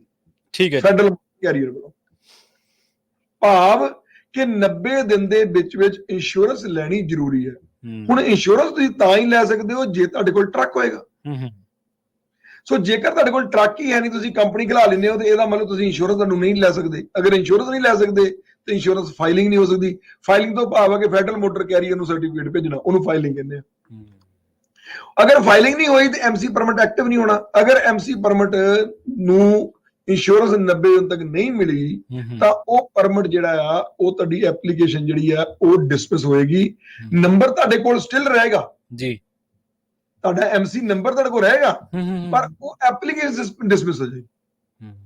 ਅੱਛਾ, ਅੱਗੇ ਕੀ ਹੁੰਦਾ ਸੀ ਅੱਜ ਤੋਂ ਪਹਿਲਾਂ 2-3 ਸਾਲ 4 ਸਾਲ 10 ਸਾਲ ਤੋਂ ਕਿ ਦੁਬਾਰਾ ਵੱਡੇ ਤੋਂ ਵੱਡਾ ਜਿਹੜਾ ਨੁਕਸਾਨ ਤੁਹਾਡਾ ਇਹ ਹੁੰਦਾ ਸੀ ਕਿ ਤੁਹਾਨੂੰ $300 ਫੀਸ ਦੁਬਾਰਾ ਪੇ ਕਰਨੀ ਪੈਂਦੀ ਸੀ। ਦੂਜਾ ਨੁਕਸਾਨ ਕਿ ਅਗਰ ਅਸੀਂ ਅੱਜ ਜੁਲਾਈ ਮਹੀਨੇ ਦੇ ਵਿੱਚ ਜਾਂ ਅਗਸਤ ਮਹੀਨੇ ਚ ਕੰਪਨੀ ਖੋਲ ਲੈਂਦੇ ਹਾਂ ਪਰ ਟਰੱਕ ਅਸੀਂ ਜਾ ਕੇ ਜਨਵਰੀ ਚ ਲੈਂਦੇ ਹਾਂ ਤਾਂ ਇਸ ਸਾਲ ਦੀ ਕਾਰਪੋਰੇਸ਼ਨ ਬਣਾਈ, ਕਾਰਪੋਰੇਸ਼ਨ ਦਾ ਸਟੇਟ ਟੈਕਸ ਹੁੰਦਾ $800, ਉਹ ਅਸੀਂ ਪੇ ਕਰਾਂਗੇ ਤੇ 6 ਮਹੀਨਿਆਂ ਦੇ ਵਿੱਚ ਤੁਹਾਡੀ ਜਿਹੜੀ ਐਪਲੀਕੇਸ਼ਨ ਆ ਉਹ ਵੀ 90 ਦਿਨ ਬਾਅਦ ਸਸਪੈਂਡ ਹੋ ਜਾਣੀ ਜਾਂ ਡਿਸਮਿਸ ਹੋ ਜਾਣੀ ਆ। ਫਿਰ ਦੁਬਾਰਾ 300 ਹੋਰ ਭਰਾਂਗੇ ਤਾਂ $1100 ਸਿੱਧਾ ਤੁਸੀਂ ਆਪਣਾ ਨੁਕਸਾਨ ਕਰਾ ਲਿਆ। ਪਲੱਸ ਬੇਸ਼ੱਕ ਤੁਸੀਂ ਕਾਰਪੋਰੇਸ਼ਨ ਦੇ ਅੰਡਰ ਕੰਮ ਕੀਤਾ ਜਾਂ ਨਹੀਂ ਕੀਤਾ, ਅਗਰ ਉਹਦੀ ਜ਼ੀਰੋ ਫਾਈਲਿੰਗ ਵੀ ਕਰਦੇ ਹੋ ਤਾਂ CPA ਤੁਹਾਡੇ ਕੋਲ ਤਾਂ ਵੀ $250-300 ਲੈਂਦਾ। ਠੀਕ ਹੈ। ਸੋ ਕੁੱਲ ਮਿਲਾ ਕੇ ਤੁਸੀਂ $1400-1500 ਦਾ ਨੁਕਸਾਨ ਕਰਾ ਦਿੰਦੇ ਹੋ ਜਿਹਦਾ ਕਿ ਕੋਈ ਬੈਨੀਫਿਟ ਨਹੀਂ। ਅੱਛਾ, ਹੁਣ ਇਹਦਾ ਵੱਡਾ ਨੁਕਸਾਨ ਕੀ ਹੋਇਆ ਜਿਹੜਾ ਰੀਸੈਂਟਲੀ ਜੋ ਸਾਨੂੰ ਦੇਖਣ ਨੂੰ ਮਿਲ ਰਿਹਾ ਫੈਡਰਲ ਮੋਟਰ ਕੈਰੀਅਰ ਵੱਲੋਂ, ਜਿਹੜੀ ਇਹ ਬਹੁਤ ਧਿਆਨ ਦੇਣ ਯੋਗ ਹੈ। ਜਿੰਨੇ ਵੀ ਸਰੋਤੇ ਸੁਣ ਰਹੇ ਹੋ ਬਹੁਤ ਇਸ ਗੱਲ ਨੂੰ ਧਿਆਨ ਨਾਲ ਨੋਟ ਕਰਨ। ਹਾਂਜੀ, ਕਿ ਜਦੋਂ 90 ਦਿਨ ਬਾਅਦ ਐਪਲੀਕੇਸ਼ਨ ਡਿਸਮਿਸ ਹੋ ਜਾਂਦੀ ਹੈ ਤੇ ਅਸੀਂ ਦੁਬਾਰਾ ਉਹਦੇ ਪੈਸੇ $300 ਭਰਦੇ ਹਾਂ। ਹੁਣ ਇੰਸ਼ੋਰੈਂਸ ਵੀ ਫਾਈਲ ਹੋ ਗਈ ਤੇ ਅਸੀਂ $300 ਵੀ ਦੁਬਾਰਾ ਭਰ ਦਿੱਤਾ ਤੇ ਉਸ ਤੋਂ 20 ਜਾਂ 22 ਦਿਨ ਬਾਅਦ ਅੱਗੇ ਜਿਹੜੀ ਕੰਪਨੀ ਹੈ ਉਹ ਐਕਟਿਵ ਹੋ ਜਾਂਦੀ ਸੀ। ਠੀਕ ਹੈ ਜੀ। ਸੋ ਕਹਿਣ ਦਾ ਭਾਵ ਕਿ ਤੁਸੀਂ ਟਰੱਕ ਨਹੀਂ ਲਿਆ 6 ਮਹੀਨੇ 7 ਮਹੀਨੇ 8 ਮਹੀਨੇ ਨਹੀਂ ਲਿਆ, ਮੁੜ ਕੇ ਟਰੱਕ ਲੈ ਲਿਆ, ਇੰਸ਼ੋਰੈਂਸ ਲਈ, ਫਾਈਲ ਕਰਵਾਈ ਤੇ ਤੁਹਾਡਾ ਨੁਕਸਾਨ ਕੀ ਹੋਇਆ ਕਿ $300 ਤੁਹਾਡਾ ਗਿਆ। ਇੱਕ ਤੁਹਾਨੂੰ ਕਾਰਪੋਰੇਸ਼ਨ ਦਾ $800 ਉਹ ਭਰਨਾ ਪੈ ਗਿਆ ਜੇ ਅਗਲਾ ਸਾਲ ਮੰਨ ਲਓ ਆ ਗਿਆ 11-1200 ਦੀ ਨੁਕਸਾਨ ਹੋਇਆ। ਪਰ ਤੁਹਾਡੀ ਕੰਪਨੀ ਜਿਹੜੀ ਉਹ 20 ਦਿਨ ਦੇ ਵਿੱਚ ਤੁਹਾਡੀ ਦੁਬਾਰਾ ਚਾਲੂ ਹੋ ਜਾਂਦੀ ਸੀ। ਠੀਕ ਹੈ, ਤੇ ਉਹ ਪੁਰਾਣੀ ਵੀ ਹੋ ਜਾਂਦੀ 7 ਮਹੀਨੇ। ਉਹੀ ਨੰਬਰ ਤੁਹਾਡਾ ਜਿਹੜਾ ਪੁਰਾਣਾ ਨੰਬਰ ਉਹੀ ਨੰਬਰ ਜਿਹੜਾ ਉਹ ਰੀਐਕਟੀਵੇਟ ਹੋ ਜਾਂਦਾ। ਉਹੀ ਸੇਮ ਨੰਬਰ ਦੇ ਉੱਤੇ $300 ਭਰ ਦਿੱਤਾ ਤੇ ਐਪਲੀਕੇਸ਼ਨ ਦੁਆਰਾ ਤੁਹਾਡੀ ਜਿਹੜੀ ਉਹ ਐਕਟਿਵ ਹੋ ਜਾਂਦੀ ਹੈ। ਬਸ ਤੁਸੀਂ ਇੰਸ਼ੋਰੈਂਸ ਕਰਵਾਓ, $300 ਦੁਬਾਰਾ ਪੇ ਕਰੋ, ਤੁਹਾਡਾ ਸੇਮ ਨੰਬਰ ਜਿਹੜਾ ਉਹ ਐਕਟਿਵ ਹੋ ਜਾਂਦਾ ਤੇ ਉਸ ਦਿਨ ਤੋਂ ਉਹਦਾ ਰਿਕਾਰਡ ਬਣਨਾ ਸ਼ੁਰੂ ਹੋ ਜਾਂਦਾ। ਪਰ ਹੁਣ ਕੀ ਪ੍ਰੋਬਲਮ ਆਈ, ਰੀਸੈਂਟਲੀ ਉਹਨਾਂ ਨੇ ਗੱਲ ਡਿਕਲੇਅਰ ਕਰਤੀ ਕਿ ਜਿਹੜਾ ਬੰਦਾ ਅਗਰ 90 ਦਿਨ ਦੇ ਵਿੱਚ ਇੰਸ਼ੋਰੈਂਸ ਨਹੀਂ ਕਰਵਾਉਂਦਾ, ਠੀਕ ਹੈ ਜੀ, ਤੇ ਉਹਦੀ ਅਸੀਂ ਐਪਲੀਕੇਸ਼ਨ ਡਿਸਮਿਸ ਕਰ ਦਿੰਦੇ ਆ। ਤੇ ਉਹ ਦੁਬਾਰਾ 3 ਮਹੀਨੇ ਤੋਂ ਬਾਅਦ ਜਾਂ 90 ਦਿਨ ਤੋਂ ਬਾਅਦ ਉਹ 2 4 6 ਮਹੀਨੇ ਬਾਅਦ ਦੁਬਾਰਾ ਜਾ ਕੇ ਇੰਸ਼ੋਰੈਂਸ ਫਾਈਲ ਕਰਦਾ ਆ ਤੇ $300 ਫੀਸ ਵੀ ਪੇ ਕਰ ਦਿੰਦਾ। ਤੇ ਇਸ ਕੇਸ ਵਿੱਚ ਅਸੀਂ ਹੁਣ 20 ਦਿਨ ਨਹੀਂ ਲਵਾਂਗੇ ਉਹਨੂੰ ਐਕਟਿਵ ਕਰਨ ਲਈ। ਇਸ ਕੇਸ ਦੇ ਵਿੱਚ ਅਸੀਂ 90 ਦਿਨ ਤੱਕ ਲੈ ਸਕਦੇ ਹਾਂ, ਜਿਹਨੂੰ ਉਹ ਕਹਿੰਦੇ ਵੈਟਿੰਗ ਪ੍ਰੋਸੈਸ। ਠੀਕ ਹੈ। ਉਹਨੂੰ ਕਹਿੰਦੇ ਬਹੁਤ ਡੀਪ ਇਨਕੁਆਇਰੀ। ਉਹ ਕਹਿੰਦੇ ਅਸੀਂ ਇਨਕੁਆਇਰੀ ਕਰਨੀ ਹੈ, ਤੁਸੀਂ ਪਹਿਲਾਂ ਜਦੋਂ ਕੰਪਨੀ ਖਲਾਈ ਕਿਉਂ ਖਲਵਾਈ, ਤੁਸੀਂ ਕੋਈ ਮਿਸਯੂਜ਼ ਤਾਂ ਨਹੀਂ ਕਰਨਾ ਸੀ ਉਹ ਨੰਬਰ, ਜਾਂ ਤੁਸੀਂ ਕਿਤੇ ਉਹ ਮਿਸਯੂਜ਼ ਕੀਤਾ ਤਾਂ ਨਹੀਂ, ਤੁਸੀਂ ਜਦੋਂ ਇੱਕ ਕੰਪਨੀ ਖਲਾ ਲਈ ਉਹਨੂੰ 90 ਦਿਨ ਵਿੱਚ ਕਿਉਂ ਨਹੀਂ ਐਕਟਿਵ ਕਰਵਾਇਆ। ਉਹ ਹੁਣ ਦੁਬਾਰਾ ਉਹਨੂੰ ਕਹਿੰਦੇ ਵੈਟਿੰਗ ਪ੍ਰੋਸੈਸ। ਉਸ ਐਪਲੀਕੇਸ਼ਨ ਨੂੰ ਵੈਟਿੰਗ 'ਚ ਪਾਤਾ ਜਾਂਦਾ, ਜਿਹਦਾ ਕਿ ਜਵਾਬ ਉਹ 30 ਦਿਨ ਤੋਂ ਲੈ ਕੇ 90 ਦਿਨ ਤੱਕ ਲੈ ਸਕਦੇ ਆ ਦੇਣ ਵਾਸਤੇ। ਠੀਕ ਹੈ ਜੀ। ਹੁਣ ਨੁਕਸਾਨ ਕੀ ਹੈ ਕਿ ਤੁਸੀਂ ਟਰੱਕ ਵੀ ਲੈ ਲਿਆ, ਇੰਸ਼ੋਰੈਂਸ ਵੀ ਕਰਵਾ ਲਈ, ਟਰੱਕ ਦੀ ਜਿਹੜੀ ਨਾਰਮਲ ਪੇਮੈਂਟ ਅੱਜ ਦੀ ਡੇਟ ਜਿੱਦਾਂ ਹਾਲਾਤ ਆ, ਜੋ $1500 ਤੋਂ ਘੱਟ ਕਿਸੇ ਟਰੱਕ ਦੀ ਪੇਮੈਂਟ ਨਹੀਂ ਬਣਦੀ, ਜਿਹੜਾ ਟਰੱਕ ਇੰਟਰਸਟੇਟ ਤੇ ਚੱਲਦਾ। ਜੀ ਜੀ ਜੀ, ਠੀਕ ਹੈ ਜੀ। 14-1500 ਨਾਰਮਲ ਟਰੱਕ ਤੇ ਇੰਸ਼ੋਰੈਂਸ ਜਿਹੜੀ ਆ ਉਹ ਵੀ 15-1800 ਤੋਂ ਘੱਟ ਨਹੀਂ। ਮੈਂ ਬਹੁਤ ਚੰਗੀ ਇੰਸ਼ੋਰੈਂਸ ਦੀ ਗੱਲ ਕਰਦਾ, ਵੈਸੇ ਤਾਂ 2000-2500 ਚੱਲ ਜਾਂਦੀ ਇੰਸ਼ੋਰੈਂਸ। ਸੋ 15 ਜੇਕਰ ਤੁਸੀਂ 15-1500 ਦੋਨਾਂ ਦਾ ਮੰਨ ਕੇ ਚੱਲੋ ਤਾਂ $3000 ਮਹੀਨੇ ਦਾ ਪੈਣਾ ਸ਼ੁਰੂ ਹੋ ਗਿਆ। $100 ਨੈਟ ਦਾ। ਜਿਹੜੀ ਕੰਪਨੀ 20 ਦਿਨ ਚ ਚਾਲੂ ਹੋਣੀ ਸੀ, ਤੁਹਾਡਾ ਕਹਿੰਦਾ ਵੀ ਤੁਹਾਡਾ 2200 ਦਾ ਨੁਕਸਾਨ ਹੋਣਾ ਸੀ, ਹੁਣ ਤੁਹਾਡਾ ਉਹ ਨੁਕਸਾਨ 9 ਤੋਂ ਲੈ ਕੇ 10000 ਦਾ ਹੋਏਗਾ। 90 ਦਿਨ ਬਾਅਦ ਉਹ ਬੈਟਿੰਗ ਚੋਂ ਬਾਹਰ ਨਿਕਲੇਗੀ। ਠੀਕ ਹੈ ਜੀ। ਤੇ 20 ਦਿਨ ਜਿਹੜਾ ਪ੍ਰੋਸੈਸਿੰਗ ਟਾਈਮ ਆ ਉਹਨੂੰ ਫਿਰ ਲੱਗੇਗਾ ਉਸ ਤੋਂ ਬਾਅਦ।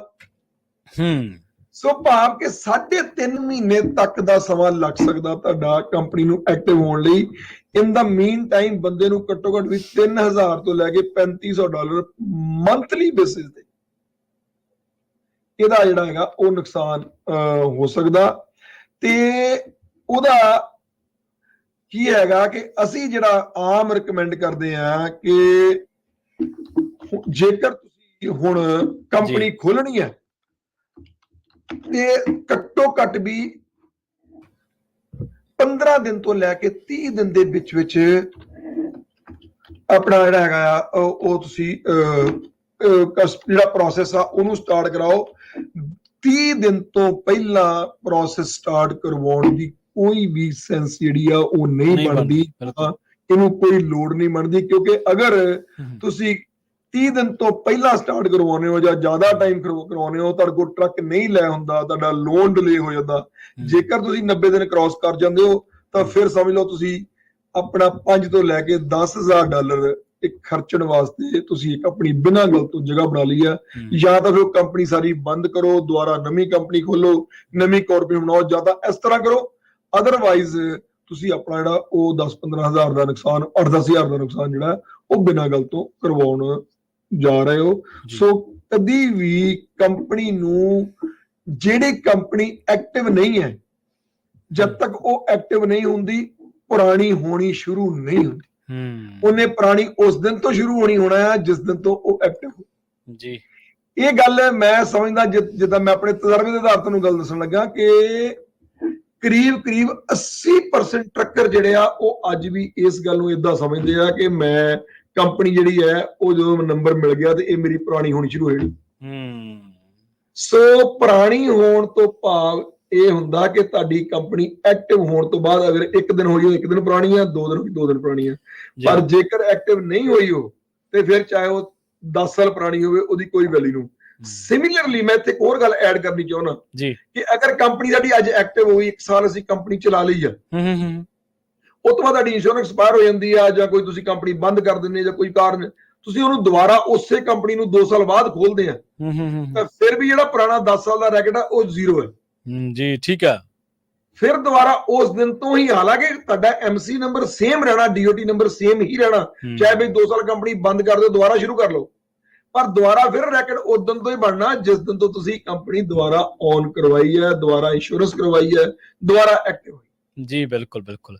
ਸਰੋਤਿਓ ਤੁਸੀਂ ਵੀ ਕਾਲ ਕਰ ਸਕਦੇ ਹੋ 408 272 5200 ਸਟੂਡੀਓ ਦਾ ਨੰਬਰ ਹੈ ਤੇ ਇਸ ਨੰਬਰ ਦੇ ਉੱਤੇ ਤੁਸੀਂ ਵੀ ਜਿਹੜੀ ਚਰਚਾ ਆਪਾਂ ਕੰਪਨੀਆਂ ਨੂੰ ਖੋਲ੍ਹਣ ਦੇ ਬਾਰੇ ਕਿਹੜੇ ਇhtiyਾਤ ਵਰਤਣੇ ਜ਼ਰੂਰੀ ਨੇ ਕਿਹੜੀਆਂ ਚੀਜ਼ਾਂ ਦਾ ਖਿਆਲ ਰੱਖਣਾ ਜ਼ਰੂਰੀ ਆ ਆਪਾਂ ਇਹਦੇ ਬਾਬਤ ਗੱਲਬਾਤ ਕਰ ਰਹੇ ਹਾਂ ਇਹਦੇ ਬਾਬਤ ਗੱਲਬਾਤ ਦੇ ਵਿੱਚ ਜਾਣਕਾਰੀਆਂ ਸਾਂਝੀਆਂ ਕਰਨ ਦੇ ਲਈ ਕੁਝ ਹੋਰ ਟੈਕਨੀਕਲ ਤੌਰ ਤੇ ਤੁਹਾਨੂੰ ਹੋਰ ਚੀਜ਼ਾਂ ਤੁਹਾਡੇ ਨਾਲ ਸ਼ੇਅਰ ਕਰਨ ਦੇ ਲਈ ਆਪਣੇ ਨਾਲ ਜੁੜੇ ਨੇ ਰਜਿੰਦਰ ਸਿੰਘ ਟਾਂਡਾ ਜੀ ਗਲੋਬਲ ਟਰੱਕ ਪਰਮਿਟਸ ਤੋਂ ਇਹ ਜਿਹੜੇ ਗਲੋਬਲ ਟਰੱਕ ਪਰਮਿਟਸ ਵਾਲੇ ਨੇ ਪਿਛਲੇ 20 ਸਾਲ ਤੋਂ ਵੱਧ ਸਮੇਂ ਦੇ ਵਿੱਚੋਂ ਟਰੱਕ ਪਰਮਿਟਸ ਤੇ ਹੋਰ ਪਲੇਟਸ ਦੇ ਬਾਰੇ ਜਿਹੜੀਆਂ ਸੇਵਾਵਾਂ ਨੇ ਉਹ ਦੇ ਰਹੇ ਨੇ ਇਹ ਮੌਜੂਦ ਨੇ ਹਾਈਵੇ ਇੰਟਰਸਟੇਟ 5 ਦੇ ਉੱਤੇ ਲੈਥਰੋਪ ਸਿਟੀ ਦੇ ਵਿੱਚ ਤੇ ਉੱਥੇ ਤੁਸੀਂ ਇਹਨਾਂ ਨੂੰ ਮਿਲ ਸਕਦੇ ਹੋ ਹੋਰ ਜਾਣਕਾਰੀ ਦੇ ਲਈ ਤੁਸੀਂ ਇਹਨਾਂ ਨੂੰ ਕਾਲ ਵੀ ਕਰ ਸਕਦੇ ਹੋ ਨੰਬਰ ਹੈ 209 636 0880 209 636 0880 ਦੇ ਉੱਤੇ ਤੁਸੀਂ ਇਹਨਾਂ ਦੇ ਨਾਲ ਰਾਬਤਾ ਕਾਇਮ ਕਰਕੇ ਕੋਈ ਵੀ ਤਰ੍ਹਾਂ ਦੀ ਜਿਹੜੀ ਸਰਵਿਸ ਹੈ ਚਾਹੇ ਤੁਸੀਂ ਪਲੇਟਸ ਲੈਣੀਆਂ ਨੇ ਚਾਹੇ ਤੁਸੀਂ ਪਰਮਿਟਸ ਲੈਣੇ ਆ ਆਡਿਟ ਦੇ ਬਾਰੇ ਜਾਣਕਾਰੀ ਲੈਣੀ ਹੈ ਜਾਂ ਤੁਸੀਂ ਟੈਕਸਾਂ ਦੇ ਬਾਰੇ ਜਾਣਕਾਰੀ ਲੈਣੀ ਹੈ ਤਾਂ ਤੁਸੀਂ ਜਾਣਕਾਰੀਆਂ ਹਾਸਲ ਕਰ ਸਕਦੇ ਹੋ ਰਜਿੰਦਰ ਸਿੰਘ ਜੀ ਇੱਥੇ ਆਪਾਂ ਇੱਕ ਬ੍ਰੇਕ ਦੇ ਲਈ ਰੁਕਾਂਗੇ ਜੀ ਬ੍ਰੇਕ ਤੋਂ ਪਾਰ ਫਿਰ ਇਸੇ ਤਰ੍ਹਾਂ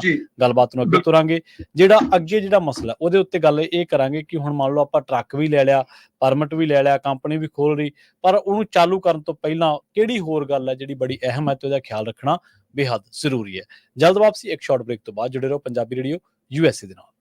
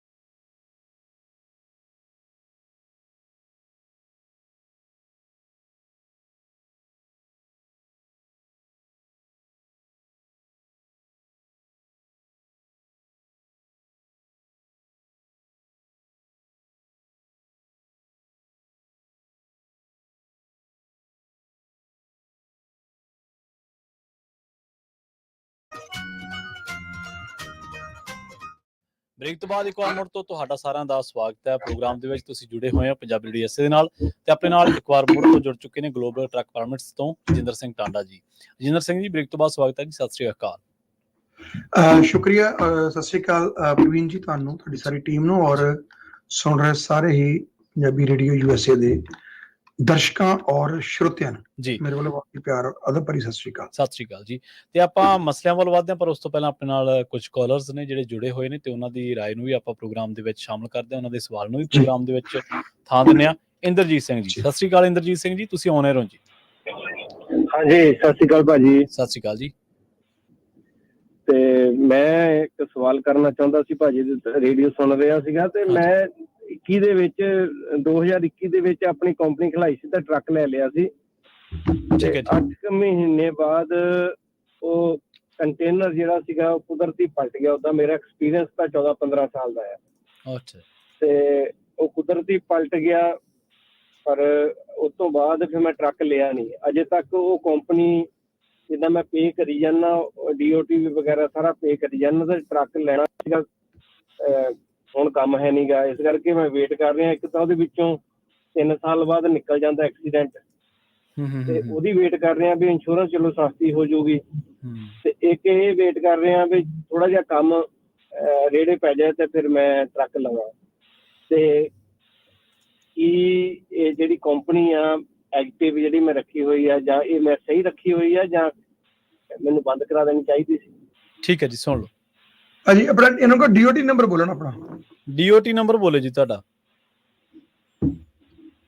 ਅੱਛਾ ਜੀ, DOT ਨੰਬਰ ਹੁਣ ਤਾਂ ਭਾਜੀ ਮੈਨੂੰ ਇੱਕਦਮ ਨਹੀਂ ਚੇਤੇ, ਮੈਂ ਗੱਡੀ ਡਰਾਈਵ ਕਰ ਰਿਹਾ।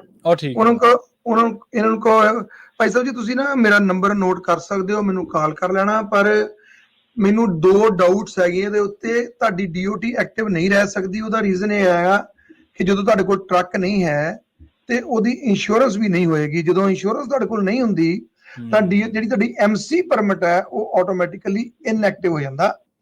ਉਹ ਜਦੋਂ ਵੀ ਤੁਸੀਂ ਇੰਸ਼ੋਰੈਂਸ ਦੁਆਰਾ ਕਰਵਾਓਗੇ ਤੇ ਤੁਹਾਨੂੰ $80 ਸਿਰਫ ਦੇਣੇ ਪੈਣਗੇ ਜੀ। ਜਿਹੜਾ ਮੈਂ $300 ਔਰ ਵੈਟਿੰਗ ਵਾਲੀ ਗੱਲ ਕਹੀ, ਉਹ ਸਿਰਫ ਤੇ ਸਿਰਫ ਉਹਨਾਂ ਲੋਕਾਂ ਵਾਸਤੇ ਲਾਗੂ ਹੁੰਦੀ ਹੈ ਜਿਨ੍ਹਾਂ ਨੇ ਕਦੀ ਵੀ ਇੰਸ਼ੋਰੈਂਸ ਨਹੀਂ ਲਈ।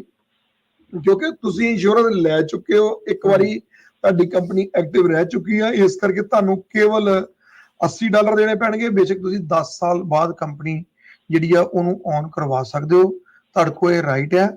ਔਰ ਤੁਸੀਂ ਬਹੁਤ ਥੋੜੇ, ਸਿਰਫ $80 ਤੁਹਾਡੀ ਕੰਪਨੀ ਦੁਆਰਾ ਸਟਾਰਟ ਹੋਏਗੀ। ਪਰ ਜਿਹੜੀ ਇੱਕ ਚੀਜ਼ ਮੇਨ ਦੇਖਣ ਵਾਲੀ ਉਹ ਹੈ ਕਿ ਜੇਕਰ ਤੁਹਾਡੀ ਕਾਰਪੋਰੇਸ਼ਨ ਹੈ ਤਾਂ ਕੀ ਤੁਸੀਂ ਆਪਣੀ ਕਾਰਪੋਰੇਸ਼ਨ ਦੇ ਟੈਕਸ ਪ੍ਰੋਪਰ ਭਰ ਕੇ, ਐਨੂਅਲ ਟੈਕਸ ਭਰ ਕੇ ਆਪਣੀ ਕਾਰਪੋਰੇਸ਼ਨ ਲਾਈਵ ਰੱਖੀ ਹੈ ਕਿ ਨਹੀਂ ਰੱਖੀ ਜੀ। ਜੇਕਰ ਤੁਹਾਡੀ ਕਾਰਪੋਰੇਸ਼ਨ ਲਾਈਵ ਨਹੀਂ ਹੈ ਤਾਂ ਫਿਰ ਜਿਹੜੀ DOT ਹੈ ਉਹਦੇ ਉੱਤੇ ਕੁਐਸਚਨ ਹੋ ਸਕਦਾ। ਫਿਰ ਉਹ ਦੁਆਰਾ ਅਗਰ ਕੋਈ ਸੇਮ ਨਾਂ ਦੀ ਕਾਰਪੋਰੇਸ਼ਨ ਹੋਰ ਲੈ ਚੁੱਕਾ ਤੇ ਇੱਕ ਬੜਾ ਵੱਡਾ ਪੰਗਾ ਪੈ ਸਕਦਾ। ਜੇਕਰ ਤੁਸੀਂ ਕਾਰਪੋਰੇਸ਼ਨ ਆਪਣੀ ਬਚਾ ਕੇ ਰੱਖੀ ਹੈ ਤਾਂ DOT ਤੁਹਾਡੀ ਜਿਹੜੀ ਹੈ MC ਨੰਬਰ ਹੈ, ਇਹ ਬਿਲਕੁਲ ਜਦੋਂ ਵੀ ਤੁਸੀਂ ਅੱਜ ਤੋਂ ਚਾਹੇ 4 ਸਾਲ ਬਾਅਦ ਜਾ ਕੇ ਸਿਰਫ ਤੇ ਸਿਰਫ $80 ਦੇ ਕੇ MCS 150 ਅਪਡੇਟ ਆਪਣਾ ਕਰਕੇ ਤੇ DOT ਵੀ ਐਕਟਿਵ ਕਰਵਾ ਸਕਦੇ ਹੋ ਔਰ MC ਨੰਬਰ ਵੀ ਆਪਣਾ ਐਕਟਿਵ ਕਰਵਾ ਸਕਦੇ ਹੋ। ਔਰ ਕਿਸੇ ਤੱਕ ਕੋਈ ਮਾੜਾ ਡਿਸੀਜਨ ਨਹੀਂ। 3 ਸਾਲ ਤੋਂ ਬਾਅਦ ਤੁਹਾਡਾ ਜਿਹੜਾ ਐਕਸੀਡੈਂਟ ਹੈ ਉਹ ਰੈਕਡ ਚੋਂ ਪਰੇ ਹੋ ਜਾਣਾ। ਫਿਰ ਤੁਹਾਨੂੰ ਇੰਸ਼ੋਰੈਂਸ ਜਿਹੜੀ ਹੈ ਉਹ ਤੁਹਾਡੇ ਆਪਣੇ ਡਰਾਈਵਿੰਗ ਰੈਕਡ ਦੇ ਹਿਸਾਬ ਦੇ ਨਾਲ ਜਿਹੜੀ ਮਿਲ ਜਾਣੀ ਹੈ। ਸੋ ਤੁਹਾਡੇ 3 ਸਾਲ ਹੋ ਚੁੱਕੇ ਮੇਰੇ ਖਿਆਲ ਨਾਲ। ਪਰ ਮੇਨ ਚੀਜ਼ ਇਹ ਕਿ ਤੁਸੀਂ ਆਪਣੀ ਕਾਰਪੋਰੇਸ਼ਨ ਚੈੱਕ ਕਰੋ। ਜੇਕਰ ਕੰਪਨੀ ਤੁਹਾਡੇ ਇੰਡੀਵਿਜੂਅਲ ਪਰਸਨਲ ਨਾਮ ਤੇ ਹੈ, ਜਿਹਨੂੰ ਅਸੀਂ ਸੋਲ ਪ੍ਰੋਪਰਾਈਟਰ ਕਹਿੰਦੇ ਆ, ਫਿਰ ਕੋਈ ਇਸ਼ੂ ਨਹੀਂ।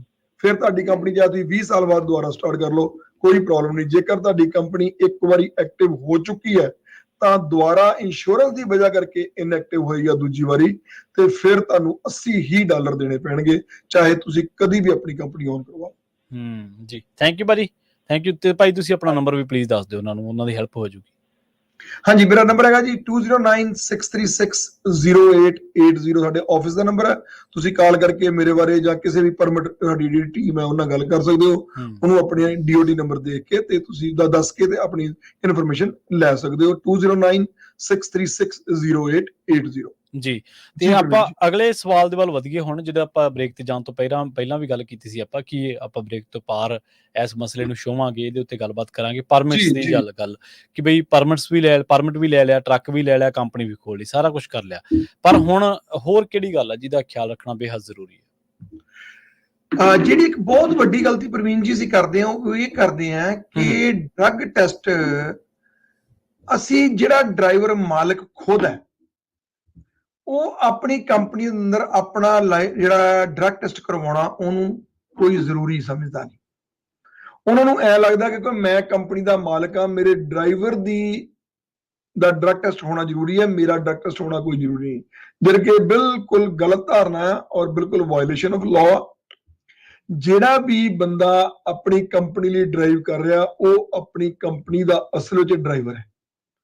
ਸੋ ਜੇਕਰ ਤੁਸੀਂ ਆਪਣੇ ਪਰਮਿਟ ਆਪ ਅਪਲਾਈ ਕਰ ਲੈਂਦੇ ਹੋ, ਤੁਸੀਂ ਆਪਣੇ ਪਰਮਿਟਾਂ ਦੇ ਉੱਤੇ ਆਪਣੇ ਸਾਈਨ ਲਾ ਕੇ ਤੁਸੀਂ ਕੰਪਨੀ ਰਨ ਕਰਦੇ ਹੋ ਤੇ ਬੇਸ਼ੱਕ ਤੁਸੀਂ ਇਕੱਲੇ ਖੁਦ ਮਾਲਕ ਡਰਾਈਵਰ ਹੋ ਤਾਂ ਵੀ ਤੁਹਾਡਾ ਡਰੱਗ ਟੈਸਟ ਹੋਣਾ ਜ਼ਰੂਰੀ ਹੈ। ਠੀਕ ਹੈ ਜੀ। ਸੋ ਇਹਨੂੰ ਇਸ ਤਰ੍ਹਾਂ ਆਪਾਂ ਇਹਨੂੰ ਅੱਗੇ ਤੋਰਾਂਗੇ। ਰਜਿੰਦਰ ਸਿੰਘ ਜੀ ਆਪਣੇ ਨਾਲ ਕੁਝ ਕਾਲਰਸ ਨੇ, ਆਪਾਂ ਉਹਨਾਂ ਦੇ ਸਵਾਲ ਵੀ ਲੈ ਲਈਏ। ਆਪਣੇ ਨਾਲ ਜੁੜੇ ਨੇ ਰਾਜਵੀਰ ਸਿੰਘ ਜੀ। ਰਾਜਵੀਰ ਸਿੰਘ ਜੀ ਸਤਿ ਸ਼੍ਰੀ ਅਕਾਲ, ਤੁਸੀਂ ਔਨ 에ਅਰ ਹੋ ਜੀ, ਆਪਣਾ ਸਵਾਲ ਕਰ ਸਕਦੇ ਹੋ। ਹਾਂਜੀ ਸਤਿ ਸ੍ਰੀ ਅਕਾਲ ਜੀ, ਕੀ ਹਾਲ ਚਾਲ ਜੀ? ਸਤਿ ਸ਼੍ਰੀ ਅਕਾਲ ਜੀ। ਸਤਿ ਸ਼੍ਰੀ ਅਕਾਲ, ਬਹੁਤ ਵਧੀਆ, ਚੜ੍ਹਦੀ ਕਲਾ। ਹਾਂਜੀ ਸਰ, ਇੱਕ ਜਨਰਲ ਸਵਾਲ ਸੀਗਾ ਜੀ, ਮੈਂ ਤੁਹਾਡਾ ਸ਼ੋਅ ਸੁਣ ਰਿਹਾ ਸੀਗਾ ਤਾਂ ਉਹਦੇ ਵਿੱਚ ਤੁਸੀਂ ਗੱਲ ਕਰ ਰਹੇ ਸੀਗੇ ਕਿ ਅਗਰ ਕੰਪਨੀ ਐਕਟਿਵ ਨਹੀਂ ਹੈਗੀ ਤੇ ਇੰਸ਼ੋਰੈਂਸ ਲੈਣ ਦੇ ਭਾਵੇਂ ਚਾਹੇ 10 ਸਾਲ ਦਾ ਹੋਵੇ।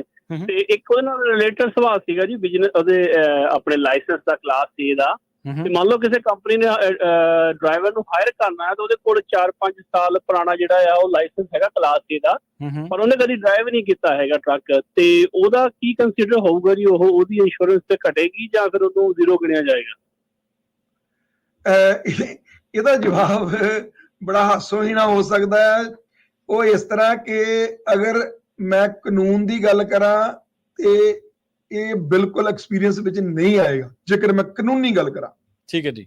ਜੇ ਮੈਂ ਪ੍ਰੈਕਟੀਕਲ ਗੱਲ ਕਰਾਂ ਤੇ ਇਹ ਗੱਲ ਬਿਲਕੁਲ ਹੈ ਕਿ ਕੋਈ ਵੀ ਪੰਜਾਬੀ, ਖਾਸ ਕਰਕੇ ਸਾਡਾ ਸੱਜਣ 3-4 ਸਾਲ ਪੁਰਾਣਾ ਲਾਇਸੈਂਸ ਆ, ਉਹਨੂੰ ਕਦੀ ਨਹੀਂ ਕਹੇਗਾ ਕਿ ਮੈਂ ਟਰੱਕ ਨਹੀਂ ਚਲਾਇਆ ਹੋਵੇਗਾ, ਮੈਂ ਟਰੱਕ ਚਲਾਇਆ। ਕਿਉਂਕਿ ਇੰਸ਼ੋਰੈਂਸ ਕੰਪਨੀ ਜਿਹੜੀ ਆ ਉਹ ਐਸਾ ਕੋਈ ਵੀ ਪਿਛਲਾ ਰੈਕਡ ਜਾ ਕੇ ਚੈੱਕ ਨਾ ਕਰਦੀ ਹੈ, ਨਾ ਉਹਦੇ ਕੋਲ ਕੋਈ ਅਥਾਰਟੀ ਹੁੰਦੀ ਹੈ। ਸੋ ਉਹ ਰੈਕਡ ਨਹੀਂ ਚੈੱਕ ਕਰਦੇ। ਸੋ ਪ੍ਰੈਕਟੀਕਲੀ ਯੈਸ, ਉਹ ਸਾਰੇ ਬੰਦੇ ਕਹਿੰਦੇ ਮੇਰਾ 4 ਸਾਲ ਐਕਸਪੀਰੀਅੰਸ ਹੈ, ਪਰ ਕਾਨੂੰਨ ਜੇਕਰ ਦੇਖਿਆ ਜਾਵੇ ਤਾਂ ਇਹ ਐਕਸਪੀਰੀਅੰਸ ਨਹੀਂ ਹੈ। ਅਗਰ ਤੁਸੀਂ ਸੱਚ ਬੋਲਦੇ ਹੋ ਤਾਂ ਤੁਹਾਡਾ ਐਕਸਪੀਰੀਅੰਸ ਨਹੀਂ ਹੈ, ਅਗਰ ਨਹੀਂ ਸੱਚ ਬੋਲਦੇ ਤਾਂ ਫਿਰ ਤੁਹਾਡਾ ਐਕਸਪੀਰੀਅੰਸ ਹੈਗਾ। ਸੋ ਇਸ ਕਰਕੇ ਇਹ 4 ਸਾਲ ਜਿਹੜੇ ਹੈਗੇ ਆ ਉਹ ਬਕਾਇਦਾ ਐਜ਼ ਏ ਜੇਕਰ ਤੁਸੀਂ ਕਹਿ ਦਿੰਦੇ ਹੋ ਇੰਸ਼ੋਰੈਂਸ ਕੰਪਨੀ ਨੂੰ ਮੈਂ ਹਾਂਜੀ ਮੈਂ ਟਰੱਕ ਚਲਾਇਆ ਤੇ ਇਹ 4 ਸਾਲ ਜਿਹੜੇ ਆ ਐਕਸਪੀਰੀਅੰਸ ਵਿੱਚ ਗਿਣੇ ਜਾਂਦੇ ਆ। ਇੰਸ਼ੋਰੈਂਸ ਕੰਪਨੀ ਦੇ ਕੋਲ ਐਸਾ ਕੋਈ ਢੰਗ ਨਹੀਂ ਹੁੰਦਾ, ਪਰ ਕਾਨੂੰਨਨ ਤੌਰ ਤੇ ਇਹ ਗੱਲ ਜਿਹੜੀ ਹੈ ਉਹ ਗਲਤ ਹੈ, ਕਿਉਂਕਿ ਜੇਕਰ ਨਹੀਂ ਐਕਸਪੀਰੀਅੰਸ ਤਾਂ ਉਹਨੂੰ ਨਾ ਹੀ ਐਕਸਪੀਰੀਅੰਸ ਮੰਨਣਾ ਚਾਹੀਦਾ। ਕਿਉਂਕਿ ਟਰੱਕਿੰਗ ਕੰਪਨੀ ਵਾਸਤੇ ਵੀ ਇਹ ਖਤਰਨਾਕ ਗੱਲ ਹੈ ਕਿ ਇੱਕ ਆਦਮੀ ਨੂੰ ਤੁਸੀਂ ਐਜ਼ ਐਕਸਪੀਰੀਅੰਸ ਡਰਾਈਵਰ ਪਾ ਦਿੰਦੇ ਹੋ ਪਰ ਉਹਦਾ ਐਕਸਪੀਰੀਅੰਸ ਨਹੀਂ ਹੈਗਾ ਤੇ ਉਹ ਤੁਹਾਡੀ ਕੰਪਨੀ ਲਈ ਵੀ ਜਿਹੜਾ ਉਹ ਖਤਰਾ ਹੈ। ਸੋ ਇਸ ਕਰਕੇ ਇਹ ਪ੍ਰੈਕਟਿਸ ਬਹੁਤ ਚੰਗੀ ਵੀ ਨਹੀਂ ਹੈ ਔਰ ਇਲੀਗਲ ਵੀ ਹੈ। ਠੀਕ ਹੈ, ਪਰ ਪ੍ਰੈਕਟੀਕਲੀ ਲੋਕ ਇਸ ਤਰ੍ਹਾਂ ਨਹੀਂ ਕਰਦੇ, ਉਹ ਬਕਾਇਦਾ ਇਹਨੂੰ ਐਜ਼ ਐਕਸਪੀਰੀਅੰਸ ਚਲਾਉਂਦੇ। ਜੀ ਜੀ, ਥੈਂਕ ਯੂ ਰਾਜਵੀਰ ਜੀ, ਥੈਂਕ ਯੂ ਬਹੁਤ ਬਹੁਤ। ਤੇ ਆਪਾਂ ਜਿਹੜੀ ਉਹ ਗੱਲ ਉਸ ਬੁਨਿਆਦੀ ਸਵਾਲ ਦੇ ਬਾਰੇ ਕਰਦੇ ਹਾਂ ਜੀ। ਸੋ ਪਹਿਲੀ ਗੱਲ ਤਾਂ ਇਹ ਕਿ ਤੁਹਾਡਾ ਡਰੱਗ ਟੈਸਟ ਹੋਇਆ ਹੋਣਾ ਬਹੁਤ ਜ਼ਰੂਰੀ ਹੈ। ਇਹਦੇ ਵਿੱਚ ਕੋਈ ਵੀ ਕਿਸੇ ਵੀ ਕਿਸਮ ਦੀ ਕੁਤਾਹੀ ਜਿਹੜੀ ਹੈ ਉਹ ਬਹੁਤ ਖਤਰਨਾਕ ਹੋ ਸਕਦੀ। ਜੀ ਜੀ। ਅਗਲੀ ਗੱਲ, ਜਿਹੜਾ ਬੰਦਾ ਕੈਲੀਫੋਰਨੀਆ ਵਿੱਚ ਰਜਿਸਟਰਡ ਹੈ ਤੇ ਉਹਦੀ ਕਾਰਪੋਰੇਸ਼ਨ LLC ਜਾਂ ਪਾਰਟਨਰਸ਼ਿਪ ਕੰਪਨੀ ਦੀ ਫਾਰਮ ਹੈ, ਫਿਰ ਦੁਬਾਰਾ ਜੇਕਰ ਉਹਦੀ ਕੰਪਨੀ ਦੀ ਕਾਰਪੋਰੇਸ਼ਨ LLC ਜਾਂ ਪਾਰਟਨਰਸ਼ਿਪ ਫਾਰਮੇਸ਼ਨ ਹੈ, ਇੰਡੀਵਿਜੂਅਲ ਨੂੰ ਛੱਡ ਕੇ, ਸੋਲ ਪ੍ਰੋਪਰਾਈਟਰ ਨੂੰ ਛੱਡ ਕੇ ਅਗਰ ਉਹ ਆਪਣਾ ਡਰਾਈਵਰ ਆਪ ਹੈ ਤਾਂ ਉਹਦੀ ਇੰਪਲੋਇਰ ਪੁੱਲ ਨੋਟਿਸ ਵਿੱਚ ਉਹਦਾ ਜਿਹੜਾ ਇਨਰੋਲਮੈਂਟ ਆ ਉਹ ਹੋਣੀ ਬਹੁਤ ਜ਼ਿਆਦਾ ਜ਼ਰੂਰੀ ਹੈ। ਜੀ ਜੀ ਜੀ। ਪਰ ਕੈਲੀਫੋਰਨੀਆ ਤੋਂ ਬਾਹਰ ਵਾਲੀਆਂ ਕੰਪਨੀਆਂ ਉੱਤੇ ਔਰ ਇੰਡੀਵਿਜੂਅਲ ਕੰਪਨੀਆਂ ਉੱਤੇ ਇਹ ਸ਼ਰਤ ਲਾਗੂ ਨਹੀਂ ਹੁੰਦੀ ਜੇਕਰ ਉਹ ਇਕੱਲੇ ਡਰਾਈਵਰ ਹਨ। ਇੰਡੀਵਿਜੂਅਲ ਵਿੱਚ ਅਗਰ ਆਪਣੇ ਨਾਲ ਡਰਾਈਵਰ ਹਾਇਰ ਕਰ ਲੈਂਦੇ ਆ, ਦੂਜਾ ਡਰਾਈਵਰ, ਤਾਂ ਫਿਰ ਉਹਦੇ ਉੱਤੇ ਵੀ ਇੰਪਲੋਇਰ ਪੁੱਲ ਨੋਟਿਸ ਦੀ ਸ਼ਰਤ ਜਿਹੜੀ ਹੈ ਉਹ ਲਾਗੂ ਹੁੰਦੀ ਹੈ। ਡਰਾਈਵਰ ਕਦੀ ਵੀ ਕੋਈ ਵੀ, ਚਾਹੇ ਤੁਸੀਂ ਆਪ ਹੋ ਚਾਹੇ ਬਾਹਰਲਾ ਡਰਾਈਵਰ ਹੈ, ਨਾ ਤਾਂ ਉਹਨੂੰ ਡਰੱਗ ਟੈਸਟ ਕਰਾਉਣ ਤੋਂ ਬਗੈਰ ਟਰੱਕ ਤੇ ਚੜ੍ਹਨਾ, ਬਲਕਿ ਇਕੱਲਾ ਇਸ ਤਰ੍ਹਾਂ ਵੀ ਨਹੀਂ ਕਿ ਡਰੱਗ ਟੈਸਟ ਹੋ ਗਿਆ ਤੇ ਤੁਸੀਂ ਡਰਾਈਵਰ ਚਾੜ ਦਿਓ, ਇਹ ਵੀ ਇਲੀਗਲ ਹੈ। ਜੀ ਜੀ। ਡਰੱਗ ਟੈਸਟ ਹੋਣ ਤੋਂ ਬਾਅਦ ਚਾਹੇ 48 ਘੰਟੇ ਲੱਗਦੇ ਆ ਜਾਂ 72 ਘੰਟੇ ਲੱਗਦੇ ਜਾਂ 98 ਘੰਟੇ ਲੱਗਦੇ ਆ, ਜਦ ਤੱਕ ਉਹਦਾ ਨੈਗੇਟਿਵ ਡਰੱਗ ਟੈਸਟ ਤੁਹਾਡੇ ਹੱਥ ਵਿੱਚ ਨਹੀਂ ਆਉਂਦਾ ਉਹਨਾਂ ਤੁਸੀਂ ਡਰਾਈਵਰ ਨੂੰ ਸਟੀਅਰਿੰਗ ਤੇ ਨਹੀਂ ਫੜਾ ਸਕਦੇ। ਜੀ ਜੀ। ਸੋ ਅਕਸਰ ਸਾਡੇ ਬੰਦੇ ਕੀ ਕਰਦੇ ਆ ਕਿ ਡਰਾਈਵਰ ਨੂੰ ਡਰੱਗ ਟੈਸਟ ਕਰਾਉਣ ਤੋਂ ਬਾਅਦ ਤੋੜ ਦਿੰਦੇ ਆ, ਔਰ ਕਈ ਵਾਰੀ ਇਦਾਂ ਹੁੰਦਾ ਕਿ 2 ਦਿਨ ਬਾਅਦ ਜੋ ਰਿਜ਼ਲਟ ਆਉਂਦਾ ਤੇ ਉਹ ਪੋਜ਼ਿਟਿਵ ਹੁੰਦਾ। ਇਨ ਦਾ ਮੀਨ ਟਾਈਮ ਡਰਾਈਵਰ 2 ਸਕੇਲਾਂ ਉੱਤੇ ਆਲਰੇਡੀ ਪੁੱਲ ਹੋ ਚੁੱਕਾ ਹੁੰਦਾ ਤੇ ਫਿਰ ਇਹੋ ਜਿਹੇ ਕੇਸ ਵਿੱਚ ਕੰਪਨੀ ਬੰਦ ਹੁੰਦੀ ਆ। ਮੈਂ ਇਹ ਵੀ ਗੱਲ ਨਾਲ ਦੱਸ ਦਿਆਂ, ਠੀਕ ਹੈ, ਇਹੋ ਜਿਹੇ ਕੇਸ ਵਿੱਚ ਕੋਈ ਨਹੀਂ, ਰਿਆਇਤ ਨਹੀਂ ਦਿੰਦੇ, ਫਿਰ ਉਹ ਤੁਹਾਨੂੰ ਰਿਆਇਤ ਨਹੀਂ ਮਿਲਦੀ। ਇਸ ਕਰਕੇ 91 ਜਾਓ 10-20 ਹਜ਼ਾਰ ਦੀ ਪੈਨਲਟੀ ਪਾਉਂਦੇ ਆ, ਜਾਂ ਤੁਹਾਡੀ ਕੰਪਨੀ ਬੰਦ ਕਰਦੇ, ਕਿਉਂਕਿ ਬਈ ਇੱਕ ਬਹੁਤ ਵੱਡੀ ਵਾਇਲੇਸ਼ਨ ਆ। ਹਜੇ ਤੁਸੀਂ ਆਪਣਾ ਡਰੱਗ ਟੈਸਟ ਨਾ ਕਰਵਾਇਆ ਹੋਵੇ, ਉਹਨੂੰ ਥੋੜਾ ਜਿਹਾ ਹਜੇ ਮਾੜਾ ਮੋਟਾ ਕਹ ਲਓ ਕਿ ਤਰਸ ਖਾ ਲੈਂਦੇ ਆ, ਪਰ ਡਰਾਈਵਰ ਦਾ ਡਰੱਗ ਟੈਸਟ ਨਾ ਹੋਇਆ ਹੋਵੇ ਤੇ ਤੁਸੀਂ ਉਹਨੂੰ ਰੋਡ ਤੇ ਪਾ ਦਿਓ, ਜਾਂ ਤੁਹਾਡੇ ਕੋਲ ਨੈਗੇਟਿਵ ਰਿਜ਼ਲਟ ਨਾ ਹੋਵੇ, ਤੁਸੀਂ ਉਹਨੂੰ ਰੋਡ ਤੇ ਪਾ ਦਿਓ, ਤਾਂ ਸਮਝ ਲਓ ਤੁਸੀਂ ਆਪਣੇ ਕਹ ਲਓ ਵੀ ਸੁਸਾਈਡ ਦੇ ਉੱਤੇ ਆਪ ਸਿਗਨੇਚਰ ਕਰ ਰਹੇ ਹੋ। ਸੋ ਇਹ ਗਲਤੀ ਨਹੀਂ ਕਰਨੀ ਚਾਹੀਦੀ। ਠੀਕ ਹੈ ਜੀ। ਸੋ ਅਗਲੀ ਚੀਜ਼ ਹੈ ਕਿ ਰੈਂਡਮ ਵਿੱਚ ਇਨਰੋਲਮੈਂਟ। ਜਦੋਂ ਵੀ ਤੁਸੀਂ ਡਰੱਗ ਟੈਸਟ ਕਰਵਾਉਣਾ ਆ ਤੇ ਨਾਲ ਤੁਹਾਡੀ ਰੈਂਡਮ ਦੀ ਇਨਰੋਲਮੈਂਟ ਉਸ ਡਰਾਈਵਰ ਦੀ ਵੀ ਹੋਣੀ ਜ਼ਰੂਰੀ ਹੈ। ਬਹੁਤ ਵਾਰੀ ਇਦਾਂ ਦੇ ਕੇਸ ਮੈਂ ਦੇਖਦਾ ਕਿ ਬੰਦੇ ਕਿਸੇ ਲੈਬ ਕੋ ਜਾ ਕੇ $100 ਦੇ ਕੇ ਡਰੱਗ ਟੈਸਟ ਕਰਵਾ ਲੈਂਦੇ ਆ ਤੇ ਉਹਨਾਂ ਨੂੰ ਲੱਗਦਾ ਕਿ ਮੈਂ ਕਾਨੂੰਨੀ ਤੌਰ ਤੇ ਸਹੀ ਹੋ ਗਿਆ।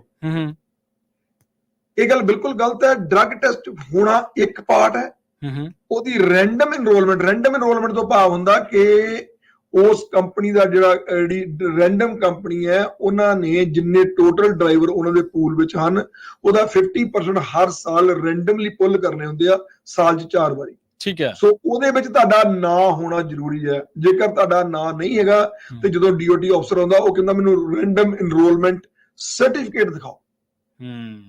ਸੋ ਰੈਂਡਮ ਇਨਰੋਲਮੈਂਟ ਸਰਟੀਫਿਕੇਟ ਜਿਹੜਾ ਉਹ ਤੁਹਾਡੇ ਕੋਲ ਹੋਣਾ ਚਾਹੀਦਾ। ਤੁਹਾਡਾ ਡਰੱਗ ਟੈਸਟ ਹੋਣਾ ਇੱਕ ਅਲੱਗ ਚੀਜ਼ ਹੈ। ਡਰੱਗ ਟੈਸਟ ਨੂੰ ਰੈਂਡਮ ਇਨਰੋਲਮੈਂਟ ਬਿਲਕੁਲ ਨਹੀਂ ਸਮਝਣਾ। ਰੈਂਡਮ ਇਨਰੋਲਮੈਂਟ ਤੁਹਾਡੀ ਇੱਕ ਇਨਰੋਲਮੈਂਟ ਆ ਉਸ ਪ੍ਰੋਗਰਾਮ ਦੇ ਵਿੱਚ।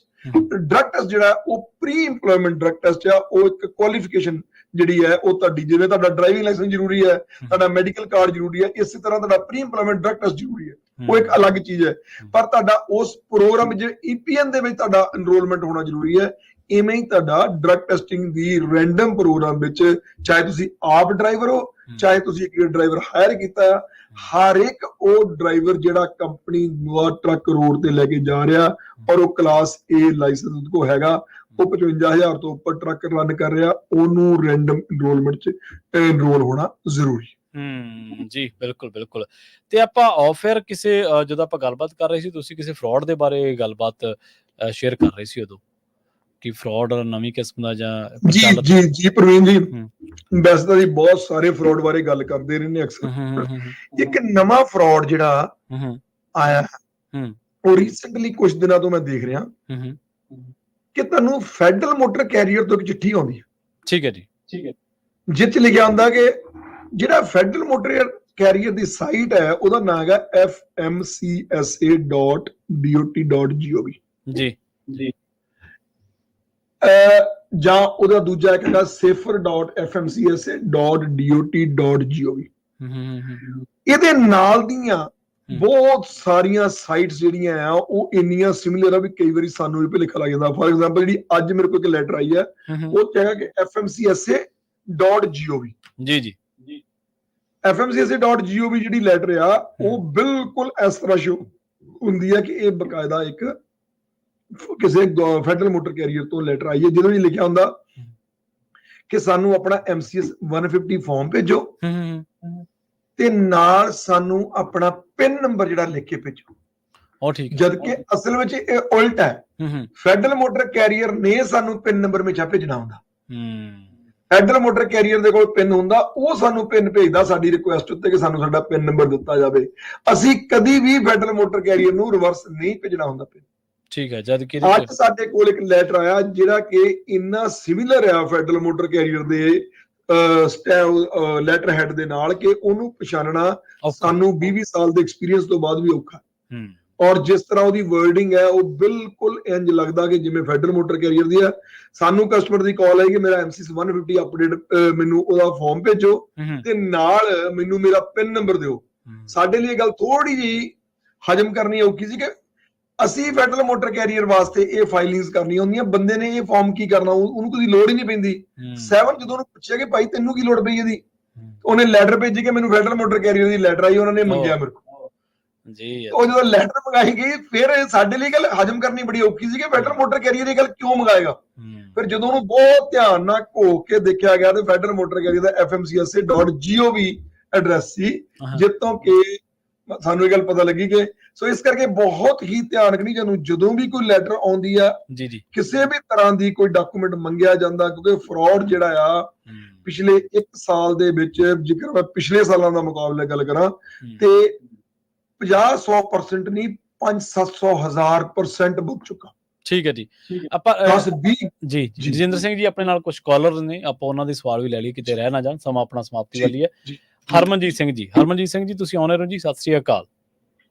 ਹਾਂਜੀ, ਵਾਹਿਗੁਰੂ ਜੀ ਕਾ ਖਾਲਸਾ, ਵਾਹਿਗੁਰੂ ਜੀ ਕੀ ਫਤਿਹ ਸਾਰਿਆਂ ਨੂੰ ਜੀ। ਮੇਰਾ ਬਾਈ ਜੀ ਨੂੰ ਸਵਾਲ ਸੀਗਾ, ਵੈਸੇ ਸਵਾਲ ਤਾਂ ਇਹਨੇ ਜਵਾਬ ਤਾਂ ਆਪਣੇ ਆਪ ਹੀ ਦੇ ਦਿੱਤੇ, ਪਰ ਫਿਰ ਵੀ ਮੈਂ ਨਾ ਗੱਡੀ ਡਰਾਈਵ ਕਰਦਾ ਮੈਂ ਨਿਕਲ ਜਾਣਾ ਆ ਜਾਣਾ, ਸੋ ਮੈਂ ਕਲੀਅਰ ਨਹੀਂ ਹੋਇਆ। ਤਾਂ ਮੇਰੇ ਕੋਲੇ ਬਾਈ ਜੀ ਕੰਪਨੀ 2020 ਦੀ ਬਣਾਈ ਹੋਈ ਹੈ। ਮੈਂ ਜਿਵੇਂ ਆਮ ਆਪਾਂ ਨੂੰ ਕਹਿੰਦੇ ਦੋ ਕੰਪਨੀ ਬਣਾ ਲਓ, ਕੰਪਨੀ ਪੁਰਾਣੀ ਹੋ ਜਾਂਦੀ, ਮੈਂ ਉਸ ਹਿਸਾਬ ਨਾਲ ਬਣਾ ਛੱਡੀ ਆ। ਤਾਂ ਬਾਈ ਜੀ ਨੇ ਜਿਵੇਂ ਦੱਸਿਆ ਵੀ MC ਪਰਮਿਟ ਲੈਣਾ, DOT ਮੇਰੇ ਕੋਲੇ ਹੈਗਾ, MC ਪਰਮਿਟ ਵਗੈਰਾ ਕੁਛ ਨਹੀਂ ਲਿਆ, ਕੋਈ ਟਰੱਕ ਨਹੀਂ ਲਿਆ, ਪਰ ਮੈਂ ਉਹ ਸਿਰਫ ਸਟੈਲ ਨੂੰ ਮੈਂ ਮਤਲਬ $800 ਦੇ ਕੇ ਮਤਲਬ ਰੀਨਿਊ ਕਰੀ ਜਾਂਦੇ ਆ, 0 ਉਹਦੇ ਵਿੱਚ ਫਾਈਨੈਂਸ ਕਰਕੇ ਆਪਾਂ। ਸੋ ਉਹਦਾ ਫਾਇਦਾ ਹੈ ਜਾਂ ਉਹਨੂੰ ਬੰਦ ਕਰਾ ਦਿੱਤਾ ਜਾਵੇ? ਤੁਹਾਡਾ ਮੈਂ ਫਾਈਨਲ ਡਿਸੀਜਨ ਕਰ ਲਿਆ। ਭਾਜੀ ਮੇਰੇ ਖਿਆਲ ਨਾਲ ਇਹਦਾ ਬਿਲਕੁਲ ਵੀ ਕੋਈ ਬੈਨੀਫਿਟ ਨਹੀਂ ਹੈ, ਕਿਉਂਕਿ ਬਿਲਕੁਲ ਤੁਸੀਂ $800 ਆਪਣਾ 4 ਸਾਲ ਚ ਖੂਜ ਪਾਇਆ ਮੇਰੇ ਖਿਆਲ ਨਾਲ। ਇਹ ਆਪਾਂ ਗੱਲ ਕਰੀਏ ਹਟੇ ਇਹਦੇ ਬਾਰੇ। ਜੀ ਇਹ ਬਿਲਕੁਲ ਤੁਸੀਂ ਆਪਣੇ ਪੈਸੇ ਕਲੀਅਰ ਨਹੀਂ ਸੀਗਾ। ਹਾਂਜੀ, ਮੈਨੂੰ ਮੈਂ ਕਿਹਾ ਕਲੀਅਰ ਨਹੀਂ ਹੋਇਆ ਸੀ, ਕਿਉਂਕਿ ਮੈਂ ਗੱਡੀ ਮੈਂ ਕੰਮ ਕਰਦਾ ਇਹੋ ਜਿਹਾ, ਮੈਂ ਡਿਲੀਵਰੀ ਕਰਦਾ ਹੈਗਾ ਨਾਲ, ਕੋਈ ਨਾ ਮੈਂ ਉੱਤਰ ਜਾਂਦਾ। ਕੋਈ ਨਾ ਮੈਂ ਬਿਲਕੁਲ ਵੀ ਰਿਕਮੈਂਡ ਨਹੀਂ ਕਰਾਂਗਾ ਕਿ ਤੁਸੀਂ ਉਹਨੂੰ ਕਰੋ, ਕਿਉਂਕਿ ਜੇਕਰ ਤੁਹਾਨੂੰ ਪਤਾ ਹੀ ਨਹੀਂ ਕਿ ਤੁਸੀਂ ਕੰਪਨੀ ਕਦੋਂ ਸਟਾਰਟ ਕਰਨੀ ਹੈ, ਕਦੋਂ ਟਰੱਕ ਲੈਣਾ, ਇਹ $800 ਆਪਣਾ ਬਿਲਕੁਲ ਖੂਜ ਪਾਉਣ ਵਾਲੀ ਗੱਲ ਹੈ। ਮੈਂ ਨਹੀਂ ਸਮਝਦਾ ਕਿ ਇਹਦੀ ਕੋਈ ਲੋੜ ਹੈ, ਕਿਉਂਕਿ ਜਿੰਨੇ ਤੁਸੀਂ ਪੈਸੇ 4-5 ਸਾਲ ਚ ਖਰਾਬ ਕਰਤੇ ਆ, ਇੰਨੇ 3 ਕੰਪਨੀਆਂ ਹੋਰ ਖੁੱਲ ਜਾਣੀਆਂ ਸੀ। ਜੀ ਬਿਲਕੁਲ ਜੀ। ਦੂਸਰੀ ਗੱਲ ਮੈਂ ਇਹ ਮੈਂ ਤੁਹਾਨੂੰ ਪੁੱਛਣਾ ਚਾਹੁੰਦਾ, ਜਿਹੜਾ ਇਹਨੂੰ ਬੰਦ ਕਰਾਇਆ ਜਾਵੇ ਜਾਂ ਇਹਨੂੰ ਮਤਲਬ ਕੀ ਕੀਤਾ ਜਾਵੇ? ਇਹਨੂੰ ਜਿਹੜੀ ਕਾਰਪੋਰੇਸ਼ਨ ਆ ਉਹਦਾ ਲਾਸਟ ਟੈਕਸ ਭਰ ਕੇ, ਜਿਹਦਾ 23 ਦਾ ਤੁਸੀਂ ਟੈਕਸ ਭਰ ਕੇ, ਉਹ ਕਿਉਂਕਿ ਤੁਸੀਂ ਉਹਦੇ ਅੰਡਰ ਕੋਈ ਲੈਣ ਦੇਣ ਨਹੀਂ ਕੀਤਾ, ਤਾਂ ਉਹ ਪਿਛਲੇ ਸਾਲ ਦਾ ਟੈਕਸ ਭਰਵਾ ਕੇ ਉਹਨੂੰ ਕਾਰਪੋਰੇਸ਼ਨ ਨੂੰ ਬੰਦ ਕਰਤਾ ਜਾਵੇ। DOT ਨੰਬਰ ਜਿਹੜਾ ਆ ਉਹਨੂੰ ਵੀ MCS 150 ਫਾਰਮ ਹੁੰਦਾ, ਜਿਹੜਾ ਵੀ ਤੁਹਾਡਾ ਏਜੰਟ ਹੈਗਾ ਉਹਨੂੰ ਕਹਿ ਕੇ ਉਹਨੂੰ ਕੰਪਨੀ ਨੂੰ ਆਊਟ ਆਫ ਸਰਵਿਸ ਭੇਜ ਕੇ, ਤੇ ਉਹ ਫਾਰਮ ਛੋਟਾ ਜਿਹਾ ਫਾਰਮ ਹੁੰਦਾ, ਉਹਨੂੰ ਫੈਕਸ ਕਰਵਾ ਦਿਓ ਤੇ ਕੰਪਨੀ ਜਿਹੜੀ ਇਹ ਬੰਦ ਹੋ ਜਾਏਗੀ। ਠੀਕ ਹੈ ਜੀ, ਬੜੀ ਮਿਹਰਬਾਨੀ। ਥੈਂਕ ਯੂ ਹਰਮਨਜੀਤ ਜੀ, ਥੈਂਕ ਯੂ। ਓਕੇ, ਧੰਨਵਾਦ ਜੀ ਤੁਹਾਡਾ। ਕੋਈ ਗੱਲ। ਸੋ ਇਸ ਤਰ੍ਹਾਂ ਹੁੰਦਾ ਜੀ, ਕਈ ਵਾਰੀ ਸਰੋਤੇ ਸੁਣ ਰਹੇ ਹੁੰਦੇ ਪਰ ਆਪਣੇ ਕੰਮ ਰਜੇਵੇਂ ਵੀ ਹੁੰਦੇ ਉਹਨਾਂ ਦੇ, ਜਿਹਦੇ ਕਰਕੇ ਉਹ ਗੱਲ ਲੰਘ ਜਾਂਦੀ ਹੈ। ਸੋ ਬਿਲਕੁਲ ਆਪਣਾ ਜਿਹੜਾ ਸਮਾਂ ਰਜਿੰਦਰ ਸਿੰਘ ਜੀ ਉਹ ਸਮਾਪਤੀ ਵਾਲਾ ਜਾਂਦੇ ਜਾਂਦੇ ਵਾਈਂਡ ਅਪ ਦੇ ਵਿੱਚ ਫਰੋਡ ਦੇ ਬਾਰੇ ਜੇ ਕੁਝ ਕਹਿਣਾ ਚਾਹੁੰਦੇ ਤੁਸੀਂ? ਮੈਂ ਹਾਂਜੀ ਬਿਲਕੁਲ ਜੀ, ਮੈਂ ਇੱਕੋ ਗੱਲ ਕਹਿਣੀ ਚਾਹੁੰਦਾ ਕਿ ਜਿਹੜੀ ਆਪਾਂ ਗੱਲ ਕਰ ਰਹੇ ਸੀ ਮੈਂ ਉਹਨੂੰ ਕੰਟੀਨਿਊ ਕਰਾਂਗਾ, ਕਿ ਥੋੜੀ ਜਿਹੀ ਬਸ 1 ਮਿੰਟ ਚ ਮੁਕਾ ਦੇਣੀ ਹੈ। ਕਿ ਜਦੋਂ ਵੀ ਤੁਹਾਨੂੰ ਕੋਈ ਲੈਟਰ ਆਉਂਦਾ ਹੈ, ਉਹ ਕਿੰਨਾ ਵੀ ਸਿਮਿਲਰ ਕਿਸੇ ਡਿਪਾਰਟਮੈਂਟ ਨਾਲ ਕਿਉਂ ਨਾ ਹੋਵੇ, ਠੀਕ ਹੈ, ਉਹਨੂੰ ਬਿਲਕੁਲ ਵੀ ਉੱਤੇ ਕੋਈ ਵੀ ਐਕਸ਼ਨ ਲੈਣ ਤੋਂ ਪਹਿਲਾਂ, ਖਾਸ ਕਰਕੇ ਆਪਣੀ ਕੋਈ ਇਨਫੋਰਮੇਸ਼ਨ ਭੇਜਣ ਤੋਂ ਪਹਿਲਾਂ ਤੇ ਜਾਂ ਕਿਸੇ ਕਿਸਮ ਦਾ ਚੈੱਕ ਦੇਣ ਤੋਂ ਪਹਿਲਾਂ। ਜੀ। ਤੇ ਇੱਕ ਹੋਰ ਗੱਲ ਕਿ ਕਾਲ ਜਿਹੜੀਆਂ, ਕੋਈ ਵੀ ਕਿਸੇ ਕਿਸਮ ਦੀ ਕਾਲ ਜਿਹੜੀ ਤੁਹਾਨੂੰ ਆਉਂਦੀ ਹੈ, ਉਹਦੇ ਉੱਤੇ ਫੋਨ ਦੇ ਉੱਤੇ ਕਦੀ ਵੀ ਕ੍ਰੈਡਿਟ ਕਾਰਡ ਨਾ ਦਿੱਤਾ ਜਾਵੇ। ਠੀਕ ਹੈ ਜੀ। ਕਦੀ ਵੀ ਆਪਣੀ ਇਨਫੋਰਮੇਸ਼ਨ ਨਾ ਦਿੱਤੀ ਜਾਵੇ, ਕਿਉਂਕਿ ਇਹ ਤੁਹਾਨੂੰ ਪਤਾ ਹੀ ਨਹੀਂ ਕਿਹੜੀ ਕਾਲ ਤੁਹਾਨੂੰ ਕਿੱਥੋਂ ਆ ਰਹੀ ਹੈ। ਇਸ ਕਰਕੇ ਇਹ ਤੁਹਾਡੀਆਂ ਸਾਰੀਆਂ ਸੀਕ੍ਰੇਟ ਇਨਫੋਰਮੇਸ਼ਨ ਹੁੰਦੀਆਂ। ਜਦੋਂ ਵੀ ਕਾਲ ਆਉਂਦੀ ਹੈ, ਉਹਨੂੰ ਇੱਕੋ ਗੱਲ ਕਹੇ, ਭਾਈ ਮੈਨੂੰ ਇਹ ਲੈਟਰ ਭੇਜੋ ਜਾਂ ਮੈਨੂੰ ਈਮੇਲ ਕਰੋ। ਠੀਕ ਹੈ। ਹਾਂ, ਇੱਕ ਸਿਰਫ ਤੇ ਸਿਰਫ ਤੁਹਾਨੂੰ ਕਾਲ ਆਉਂਦੀ ਹੈ CHP ਤੋਂ, ਠੀਕ ਹੈ ਜੀ, ਜਾਂ ਫੈਡਰਲ ਮੋਟਰ ਕੈਰੀਅਰ ਤੋਂ, ਤੁਹਾਡਾ ਨਿਊ ਇੰਟਰੈਂਟ ਆਡਿਟ ਦੀ। ਸਿਰਫ ਉਹ ਜਿਹੜੀ ਉਹਦੇ ਵਿੱਚ ਤੁਸੀਂ ਪੁਲਿਸ ਕੋਲ ਬਕਾਇਦਾ, ਪੁਲਿਸ ਵਾਲੇ ਕੋਲ ਉਹਦਾ ਨਾਂ, ਉਹਦਾ ਬੈਜ ਨੰਬਰ ਪੁੱਛ ਸਕਦੇ ਹੋ, ਔਰ ਤੁਹਾਨੂੰ ਇਹ ਵੀ ਹੱਕ ਆ ਕਿ ਤੁਸੀਂ ਉਹਨੂੰ ਕਹਿ ਸਕਦੇ ਹੋ ਕਿ ਮੈਨੂੰ ਆਪਣਾ ਕਾਰਡ ਭੇਜ। ਉਹ ਤੁਹਾਨੂੰ ਵੈਸੇ ਨਾਰਮਲ ਚੰਗੇ ਪੁਲਿਸ ਵਾਲੇ ਜਿਹੜੇ ਉਹ ਤੁਹਾਨੂੰ ਬਕਾਇਦਾ ਜਦੋਂ ਨਿਊ ਇੰਟਰੈਂਟ ਪ੍ਰੋਗਰਾਮ ਆਉਂਦਾ, ਉਹ ਤੁਹਾਨੂੰ ਆਪਣੇ ਕਾਰਡ ਦੀ ਖਿੱਚ ਕੇ ਤੁਹਾਨੂੰ ਟੈਕਸਟ ਮੈਸੇਜ ਕਰਦੇ ਆ ਕਿ ਭਾਈ ਮੈਂ ਫਲਾਨਾ ਬੰਦਾ ਬੋਲਦਾ, ਮੈਨੂੰ ਕਾਲ ਕਰ। ਉਹਨੂੰ ਉਹ ਮੰਗਵਾ ਕੇ ਵੈਰੀਫਾਈ ਕਰਕੇ ਫਿਰ ਦੁਬਾਰਾ ਉਹਨਾਂ ਗੱਲ ਕਰਨੀ ਸ਼ੁਰੂ ਕਰੋ। ਅਦਰਵਾਈਜ਼ ਕਿਸੇ ਵੀ ਬੰਦੇ ਨਾਲ ਨਾਰਮਲੀ ਨਾ ਫੋਨ ਦੇ ਉੱਤੇ ਉਹਨੂੰ ਕੋਈ ਇਨਫੋਰਮੇਸ਼ਨ ਦਿਓ ਤੇ ਨਾ ਹੀ ਕਿਸੇ ਲੈਟਰ ਦਾ ਜਵਾਬ ਚੈੱਕ ਦੀ ਫਾਰਮ ਵਿੱਚ ਜਾਂ ਆਪਣੀ ਇਨਫੋਰਮੇਸ਼ਨ ਦੀ ਫਾਰਮ ਵਿੱਚ ਕਿਸੇ ਆਪਣੇ ਜਿਹੜੇ ਪ੍ਰੋਫੈਸ਼ਨਲ ਤੁਹਾਡੇ ਜਿੰਨੇ ਵੀ ਤੁਹਾਡੇ ਏਜੰਟ ਹੈਗੇ, ਜਿਹੜਾ ਬੰਦਾ ਸਮਝਦਾ ਇਸ ਚੀਜ਼ ਨੂੰ, ਉਹਨੂੰ ਪੁੱਛਣ ਤੇ ਦੱਸਣ ਤੋਂ ਬਗੈਰ ਜਿਹੜਾ ਉਹ ਪੈਸੇ ਨਾ ਦੇਣ। ਜੀ ਰਜਿੰਦਰ ਸਿੰਘ ਜੀ ਤੁਹਾਡਾ ਬਹੁਤ ਬਹੁਤ ਧੰਨਵਾਦ ਜੀ ਇਹਨਾਂ ਜਾਣਕਾਰੀਆਂ ਦੇ ਲਈ। ਸ਼ੁਕਰੀਆ ਜੀ, ਸ਼ੁਕਰੀਆ ਤੁਹਾਡਾ ਔਰ ਤੁਹਾਡੀ ਸਾਰੀ ਟੀਮ ਦਾ ਬਹੁਤ ਬਹੁਤ ਸ਼ੁਕਰੀਆ। ਜੀ ਅੱਜ ਦੇ ਇਸ ਸ਼ੋਅ ਦੇ ਵਿੱਚ ਆਪਣੇ ਨਾਲ ਜੁੜੇ ਸਨ ਰਜਿੰਦਰ ਸਿੰਘ ਟਾਂਡਾ ਜੀ, ਗਲੋਬਲ ਟਰੱਕ ਪਰਮਿਟਸ ਤੋਂ। ਇਹ ਆਪਣੇ ਨਾਲ ਜੁੜੇ ਸਨ। ਇਹਨਾਂ ਕੋਲੇ ਪਿਛਲੇ 20 ਸਾਲ ਦਾ ਤਜਰਬਾ ਹੈ, 20 ਸਾਲ ਤੋਂ ਵੱਧ ਸਮੇਂ ਦਾ ਤਜਰਬਾ ਹੈ ਟਰੱਕ ਦੇ ਪਲੇਟਸ ਤੇ ਪਰਮਿਟਸ ਦੇ ਮਾਮਲੇ ਦੇ ਵਿੱਚ। ਆਡਿਟਸ ਦੇ ਬਾਰੇ ਕੋਈ ਜਾਣਕਾਰੀ ਚਾਹੁੰਦੇ ਹੋ, ਨਵੀਂ ਕੰਪਨੀ ਖੋਲ੍ਹਣੀ ਹੈ, ਕੋਈ ਸਮਝ ਨਹੀਂ ਆ ਰਿਹਾ ਕੀ ਕੁਝ ਚਾਹੀਦਾ, ਕੀ ਡਾਕੂਮੈਂਟਸ ਚਾਹੀਦੇ ਨੇ, ਤੁਸੀਂ ਇਹਨਾਂ ਦੇ ਨਾਲ ਰਾਬਤਾ ਜਿਹੜਾ ਉਹ ਕਾਇਮ ਕਰ ਸਕਦੇ ਹੋ। ਇਹਨਾਂ ਦਾ ਜਿਹੜਾ ਨੰਬਰ ਆ ਆਪਾਂ ਵੈਸੇ ਵੀ ਪਹਿਲਾਂ ਵੀ ਤੁਹਾਡੇ ਨਾਲ ਸ਼ੇਅਰ ਕੀਤਾ ਸੀ, 2096360880 ਇਹਨਾਂ ਦਾ ਨੰਬਰ ਹੈ, 209 636 0880 ਇਹਨਾਂ ਦਾ ਨੰਬਰ ਹੈ। ਇਸ ਨੰਬਰ ਤੇ ਤੁਸੀਂ ਇਹਨਾਂ ਨਾਲ ਰਾਬਤਾ ਕਾਇਮ ਕਰ ਸਕਦੇ ਹੋ। ਜੇਕਰ ਤੁਸੀਂ ਪਹੁੰਚਣਾ ਚਾਹੁੰਦੇ ਹੋ ਇਹਨਾਂ ਦੇ ਆਫਿਸ ਦੇ ਵਿੱਚ, ਤਾਂ ਹਾਈਵੇ ਇੰਟਰਸਟੇਟ 5 ਦੇ ਉੱਤੇ ਲੈਥਰੋਪ ਦੇ ਵਿੱਚ ਇਹਨਾਂ ਦਾ ਦਫ਼ਤਰ ਹੈ। ਤੁਸੀਂ ਗਲੋਬਲ ਟਰੱਕ ਪਰਮਿਟਸ ਵਾਲਿਆਂ ਦੇ ਨਾਲ ਟਰੱਕਾਂ ਦੇ ਪਰਮਿਟ ਤੇ ਟਰੱਕਾਂ ਦੀ ਜਿਹੜੀਆਂ ਪਲੇਟਸ ਨੇ, ਟੈਕਸ, ਆਡਿਟਸ ਜਾਂ ਕਿਸੇ ਵੀ ਤਰ੍ਹਾਂ ਦੀ ਜਾਣਕਾਰੀ ਦੇ ਲਈ ਤੁਸੀਂ ਇਹਨਾਂ ਦੇ ਨਾਲ ਰਾਬਤਾ ਕਾਇਮ ਕਰ ਸਕਦੇ ਹੋ। ਇੱਕ ਵਾਰ ਮੁੜ ਤੋਂ ਤੁਹਾਡਾ ਸਾਰਿਆਂ ਦਾ ਤੇ ਰਜਿੰਦਰ ਸਿੰਘ ਟਾਂਡਾ ਜੀ, ਤੁਹਾਡਾ ਵੀ ਵਿਸ਼ੇਸ਼ ਤੌਰ ਤੇ ਧੰਨਵਾਦ ਜੀ। ਸ਼ੁਕਰੀਆ, ਸ਼ੁਕਰੀਆ, ਬਹੁਤ ਬਹੁਤ ਧੰਨਵਾਦ।